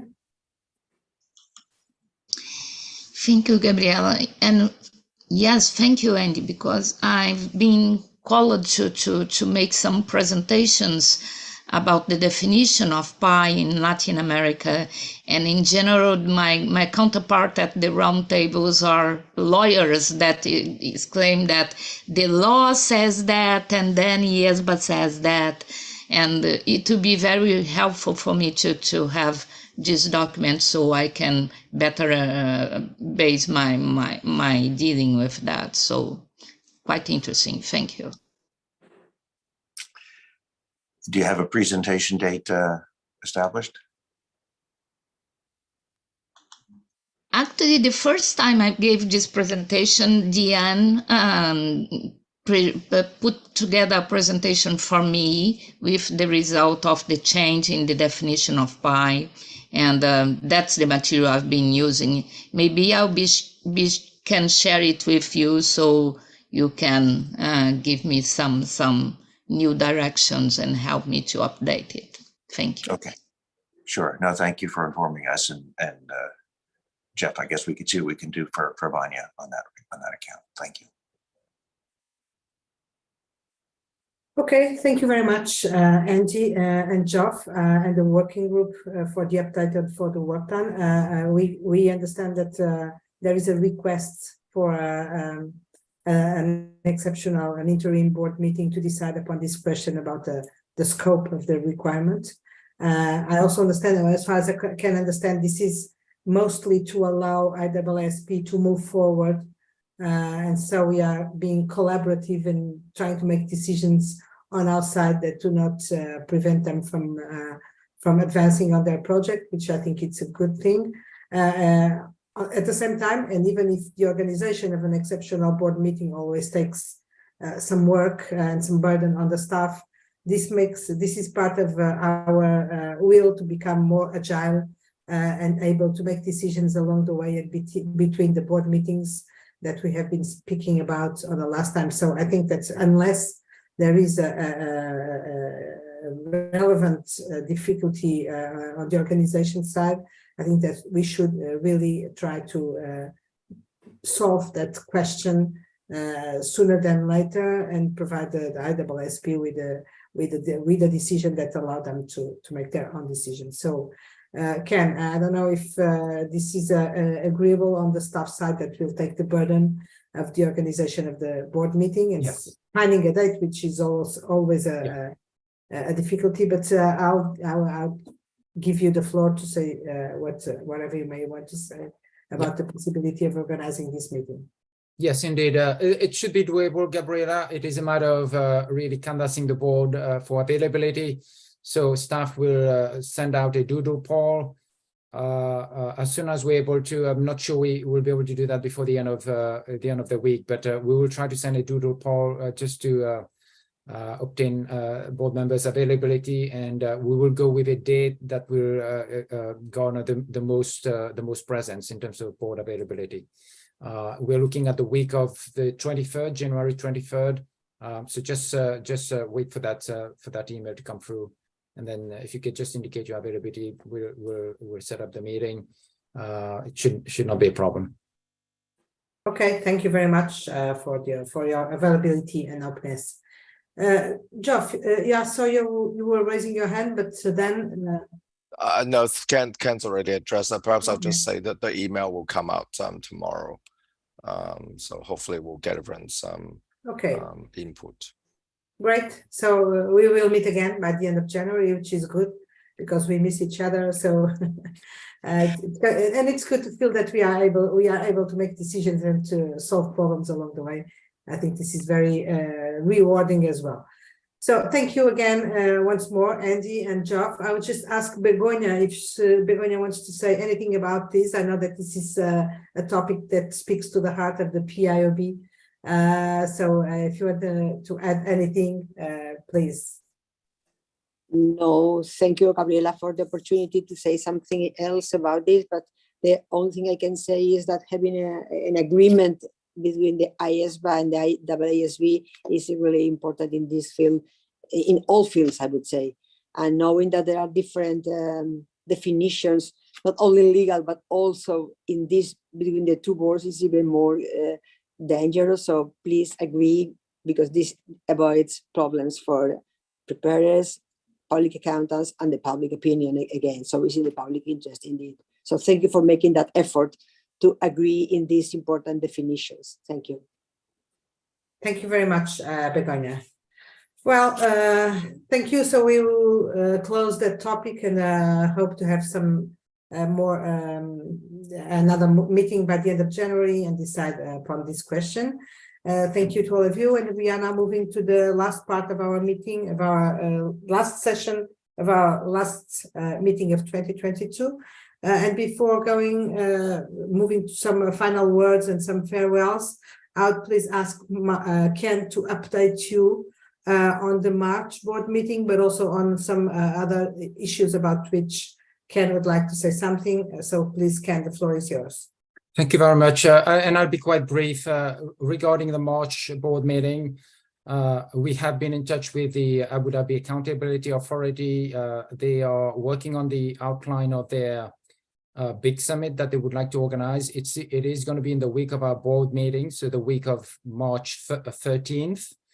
So if you could plan to be, plan your travel arrangements to be there, we will work on our agenda to make sure that we will allow some time for board members to participate in that summit, whether it's to observe some of the sessions, or if we're going to have some speakers, then we will work on the details. But that is the plan, that we will be having our board meeting alongside the big conference, and we will try to coordinate as much as we can. They have a draft program for the conference, but it's in Arabic, so I'm awaiting an English translation. But otherwise, they have identified the big conference center, the venue, and there'll be more than space to accommodate us. We have a choice of one of 10 ballrooms, so we're going to get the pick of those ballrooms. But otherwise, we expect that it's going to be a fantastic event for us. With regard to engagement in group audits, we had a meeting with the PIUB earlier this week, Gabriel, myself, and James Gunn. And PIUB has indicated that it would be willing to hold an out-of-session call to consider our final document for approval. So we will try to have the basis of conclusions and the due process package ready for submission to PIUB no later than the end of January. And we will signal to PIUB that this is going to be our aim. And therefore, the board can expect to receive a draft of the basis for conclusions around the second half of January. Again, once the task force has had a chance to review the draft and provide input to staff. And hopefully the PIUB will be able to consider the document sometime in February. And time is a bit of the essence, as we have discussed, because we are trying to align the effective date of the final pronouncement with the effective date of ISA 600 revised, so that then firms and stakeholders have the two sets of standards fully coordinated. Finally, with regard to the sustainability roundtables, early this morning, we had the first call of the Sustainability Coordination Committee. We discussed at length the planning for the roundtables, a lot of details that still need to be worked through, but we have tentatively identified the dates of the 4 roundtables. The first one, Paris, March 24th. The second one, Sydney. We have some dates there, and we have to work with the Australian stakeholders who would be able to hopefully host us, IESBA or the Australian accountancy bodies. And these potentially would be in the window of March 28th through 31st. The third one is going to be in Singapore, either April 3rd or 4th, subject to availability of meeting facilities.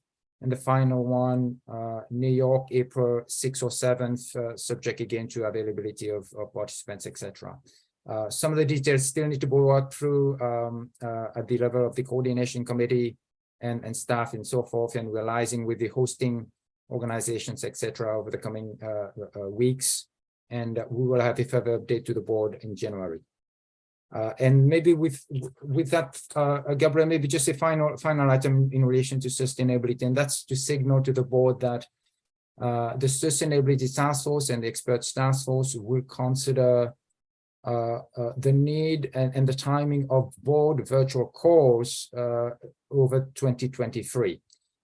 We're not yet at the stage of being able to identify those times. And we will wait for the task force to get together and identify when it would be most convenient and appropriate to identify some windows for the board to hold virtual calls, if only to consider select issues and provide input to the task forces as they progress their work. Thank you, Gabriela. Thank you very much, Ken. As you can see, and you know, because most of you were involved since the 2 weeks ago, since our in-person board meeting, the board hasn't stopped. The staff hasn't stopped, despite of some colds that the staff caught, and the work is being done so as to make sure that we start 2023 in perfect conditions to embrace all the challenges ahead. And saying that, I'm conscious of time, so I don't want to take much of your time, but let me just say a few words about our last board meeting and about the year that is coming to the end. As I said in New York, this, and now I can say it with the final session already ended and the approval of the exposure draft on tax planning. This was a really successful board meeting, which with a lot of achievements and accomplishments, which revealed the commitment and the collaboration of the board during the board meeting, but also and mostly over the year in 2022. What we achieved in the December board meeting is the result of an intense, very intense work of the board and of the staff over the year, through a period and the context which was not always easy for any of us and for the board as a board, because of many reasons, because as we knew at the start of 2022, this is a time of uncertainty. And I think that I mentioned it many times in my initial first board meeting. This is a time of uncertainty because of many reasons, the context, the sustainability, technology, everything that is changing, the culture, the scrutiny of stakeholders, but also the war and coming out of the COVID-19 crisis or pandemic, still with some uncertainty. So that's what we are navigating, is a time of uncertainty. I mentioned that very many times, and let me tell you that because I think that we should always be accountable and respond for what we do and how we use our instruments, etc. I decided to go back to my initial words in March 2022 and see if what I had said then had become true, if we had walked the talk and etc. And I'm very happy to know I'm not going to reread these words, but I was going through these initial words and speaking about innovation, uncertainty, daring, going beyond our traditional limits or boundaries. Exploring the idea of the code, the scope of the code being expanded. These were the words that we were speaking about a few months ago. And I think that most of the people around the table was very much afraid of this proposal. And where are we now? We are in a place where everybody agrees that it's not about expanding the scope of the code. It's about IESBA accomplishing and complying accomplishing its mission and its mandate in a way that serves everybody, that really serves the public interest, of course, through the hands of the professional accountants that are the most direct takers and users of our work. I think this was at least for me, and I'm speaking from my perspective, this was a very exciting year at IESBA.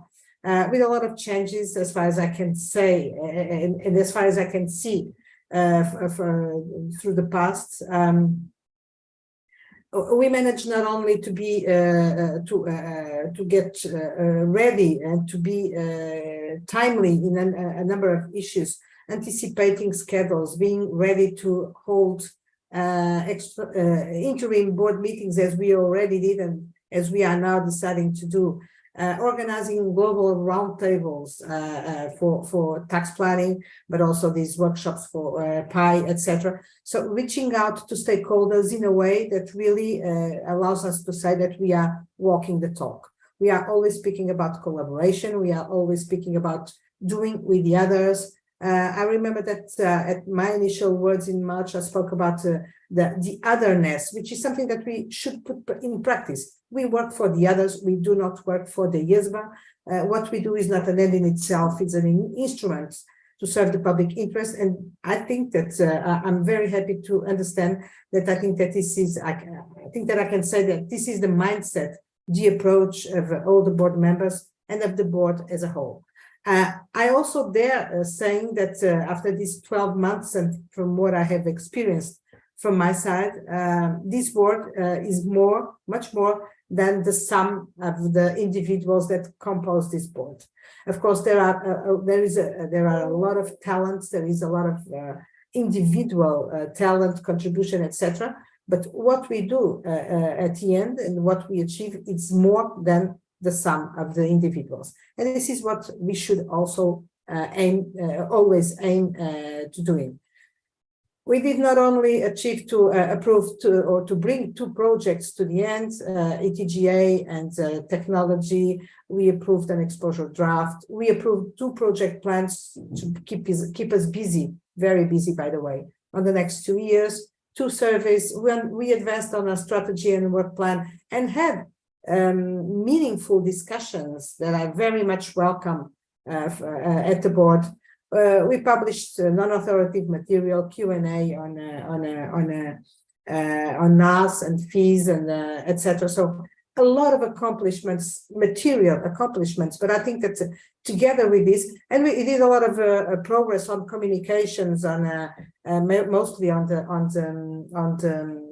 social media side, etc. But above all, I think that we are doing a good progress in terms of the culture of the board, the timeliness, transparency, trust, that it's what makes us a relevant board. So thank you very much for this year.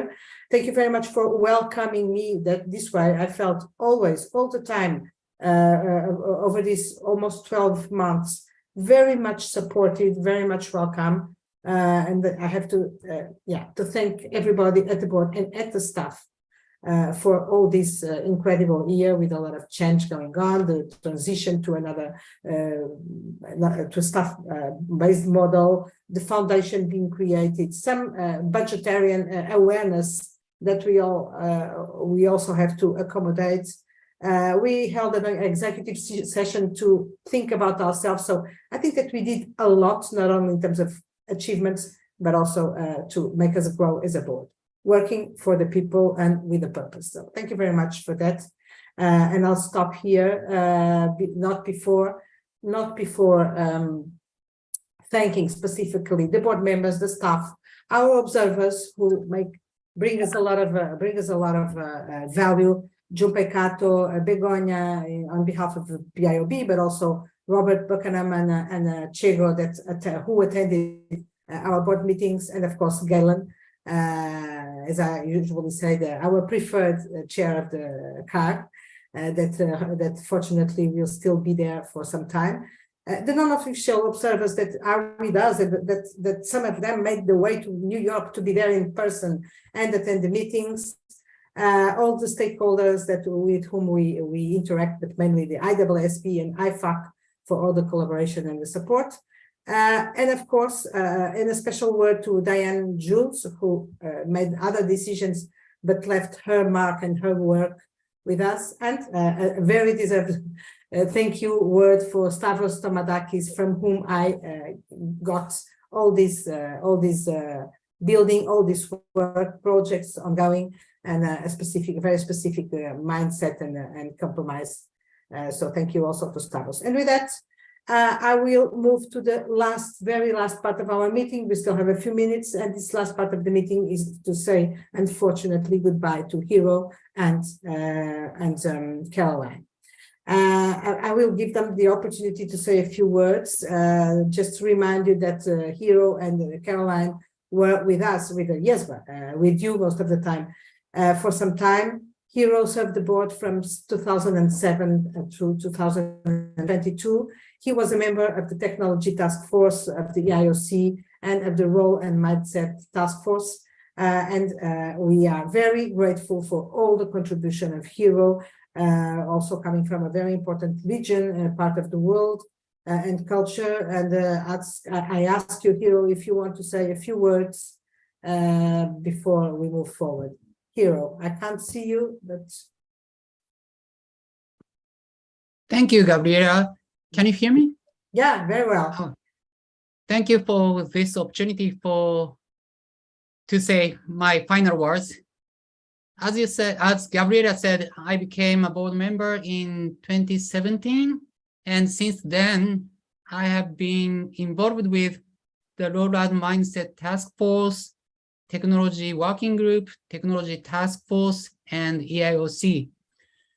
I'm not sure how much I have contributed to the IESBA activities, but it was a great experience to me personally as an academic auditing researcher.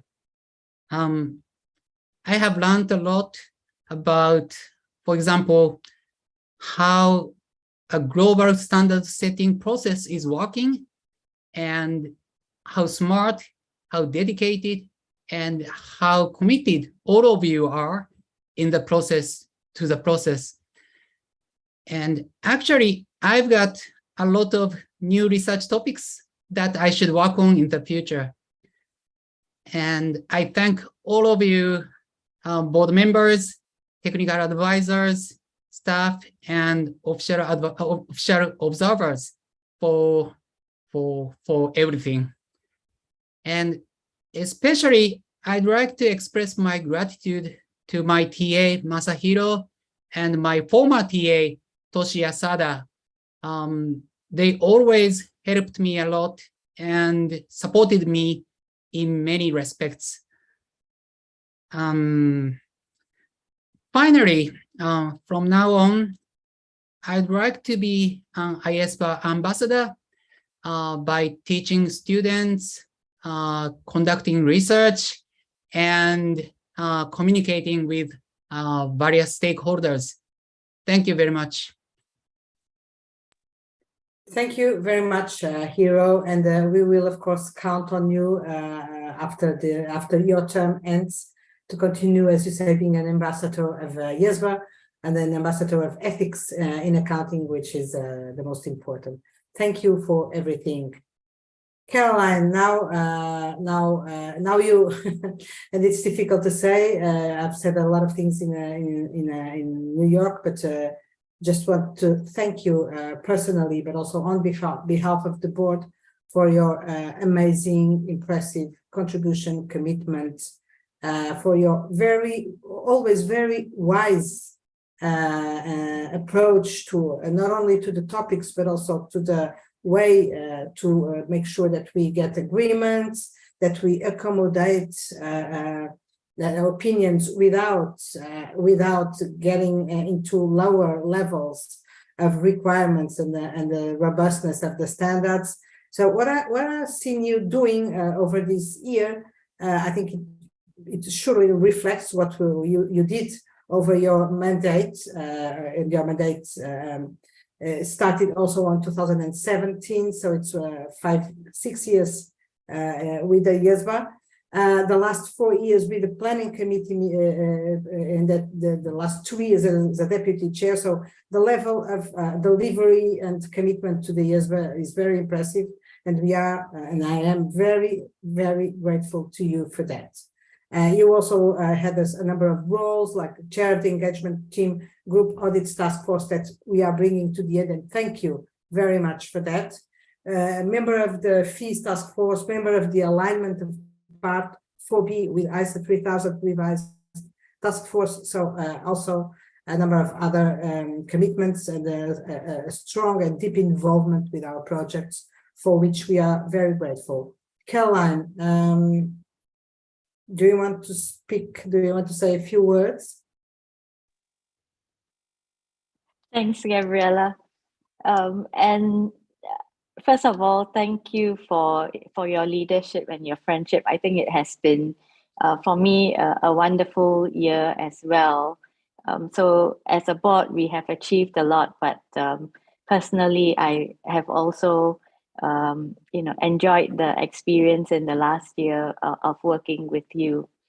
Like Hiro, I do have to thank my TAs.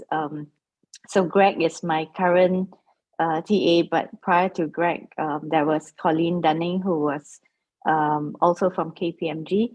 And the TAs make us board members look good. It might not be obvious to other board members, but a lot of the comments that I bring to the board actually come up from discussions and ideas that my TA have brought. So thank you, Greg and Colleen as well. In terms of the staff, I really find that it has been a pleasure working with the staff. They've got really good work ethics, and I hope that you will look after your well-being, and balance not just work, but balance that with your health as well. In terms of board members and task force members, I have truly appreciated the interactions. The diversity of the board has really given me the chance to grow both professionally and personally. It has made me more aware of other geographies, other cultures, and enabling an awareness of the benefit of inclusivity of views. So Gabriella, as you mentioned, that we achieved a lot as a board, and that's really because we built on ideas that each board member puts forward, and the outcome that we get to at the end of the day is a more refined, more thoughtful solution in standard setting. So I'm really grateful for the opportunity to have worked with the various board members over time. When I joined the board, my objective was to contribute back to the larger community, to provide an Asian perspective in ethics and independence, and to promote wider adoption of the code. And I would say that the outcome has far exceeded my expectations. In future, like Hero, I will continue to be an ambassador for IESBA and promote the code, promote adoption and implementation of the code, the fundamental principles, even to non-PAs. So I'm really glad with the direction that we're taking. When I first joined the board, we had restructured the code, and that seemed like a major project. And then we had NES and FEAST, which again was, and PI, which again were major projects. And now we've got sustainability as well. So I think the work of the board never ends. And it's great to see that, the board continues to strengthen the code and raise the bar for everyone. So thank you all. I've really enjoyed my experience on the board, and I take away great memories with me. My last word is that we are all family, and so don't be a stranger. If you come to Singapore, please do reach out, and we should catch up. Thank you. Thank you, Caroline. We will very soon, for sure, and take the opportunity of the roundtable for those who will be there to meet you and to speak with you. We will not forget. Thank you very much, Hero and Caroline, and I wish you all the best for the new this new phase of your life without IESBA, or at least a little bit less involved in our projects, but what is clear to me is that you will remain, because your contribution makes part of what we will be in the future. So it's not a goodbye. It's just just that we are going to be a little bit more distant, but you will make part of the family. Thank you very much. And I think that we have something for you. The communications team has prepared something for you. Is that what is clear to me is that you will remain, because your contribution makes part of what we will be in the future. So it's not a goodbye. It's just just that we are going to be a little bit more distant, but you will make part of the family. Thank you very much. And I think that we have something for you. The communications team has prepared something for you. Is that what is?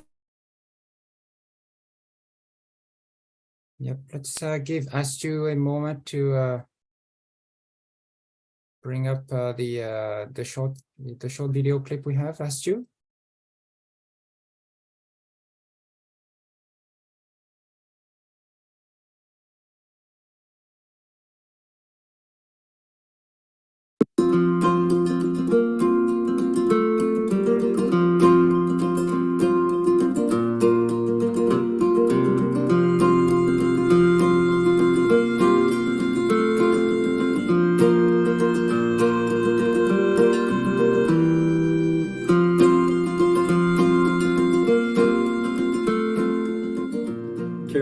been such a pleasure to serve as your TA over the last 5 years.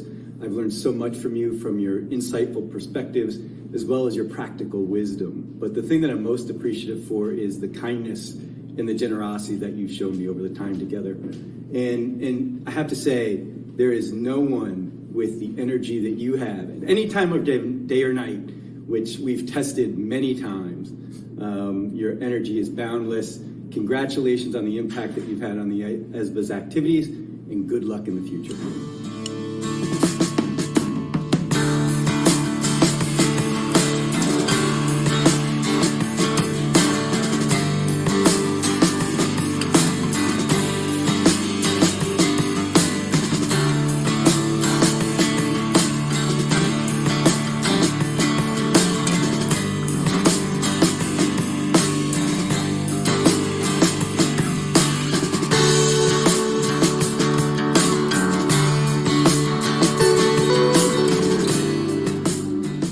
I joined the board in 2019, and Caroline was very helpful to me when I joined the board.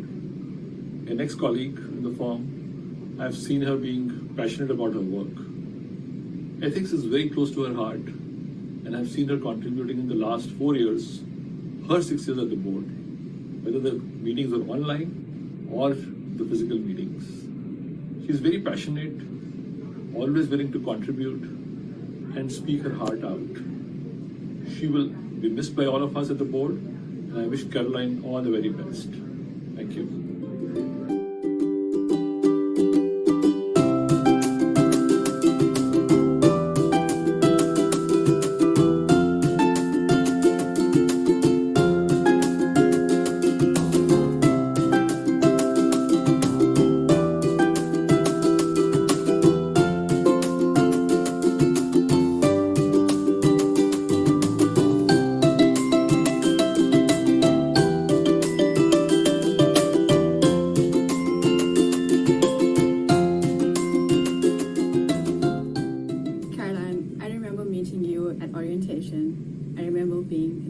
task force as you.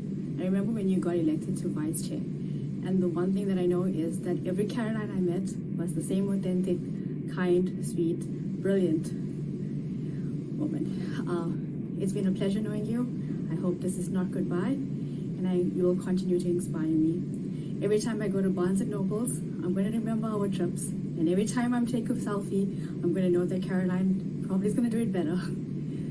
Enjoy. I hope you get a lot of rest, and I look forward to reading your comment letters.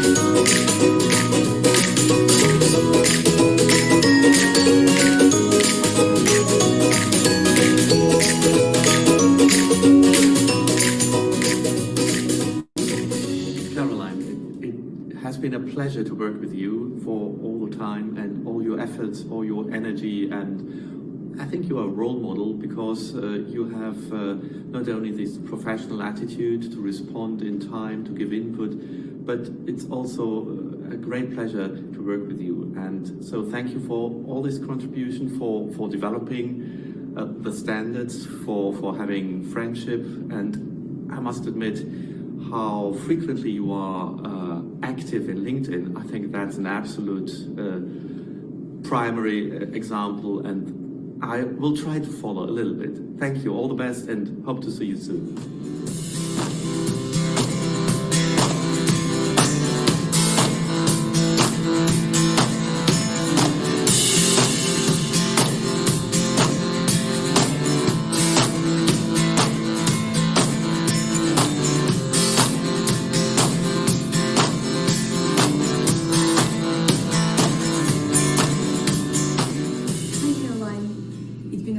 Working with you during these years on several projects such as the ICS 3000, the fees, and last but not least, the ETGA. I think I can talk on behalf of the entire IESBA team when I say that we all learned a lot from you.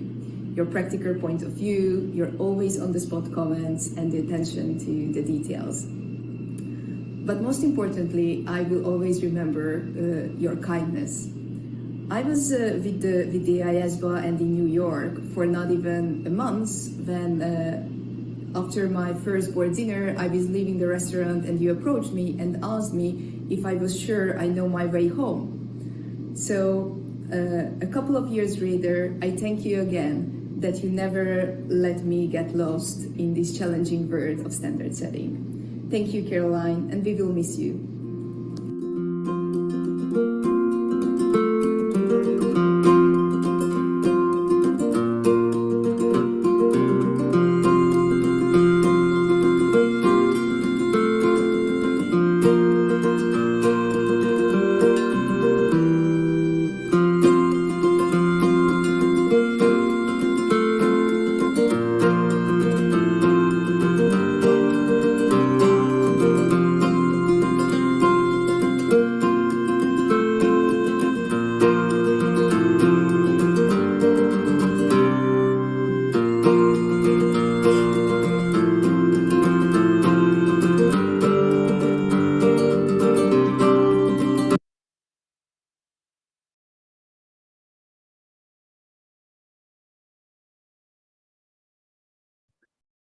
So thank you, us too, and the communications team that put this video together.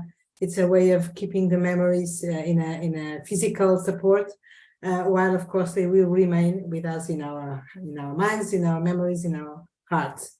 Thank you very much, Caroline, once again, and yeah, all the best for the near future and for you, Hero, as well. And I think that now we can close our last session of our last board meeting in 2022. I'm just in time to wish you very happy holidays. And I hope that you all, with your families and your beloved ones, and I hope that you have the opportunity to get some rest, some very deserved rest, because we will need all our energies. And as of the 1st of January 2023, and for the next months. So stay well. Thank you very much, and to all of you, and see you in well, January, if not before. Happy holidays, everybody. Bye-bye. Happy holidays. Bye, everyone. Happy holidays. Goodbye. Happy Happy holidays. Bye bye.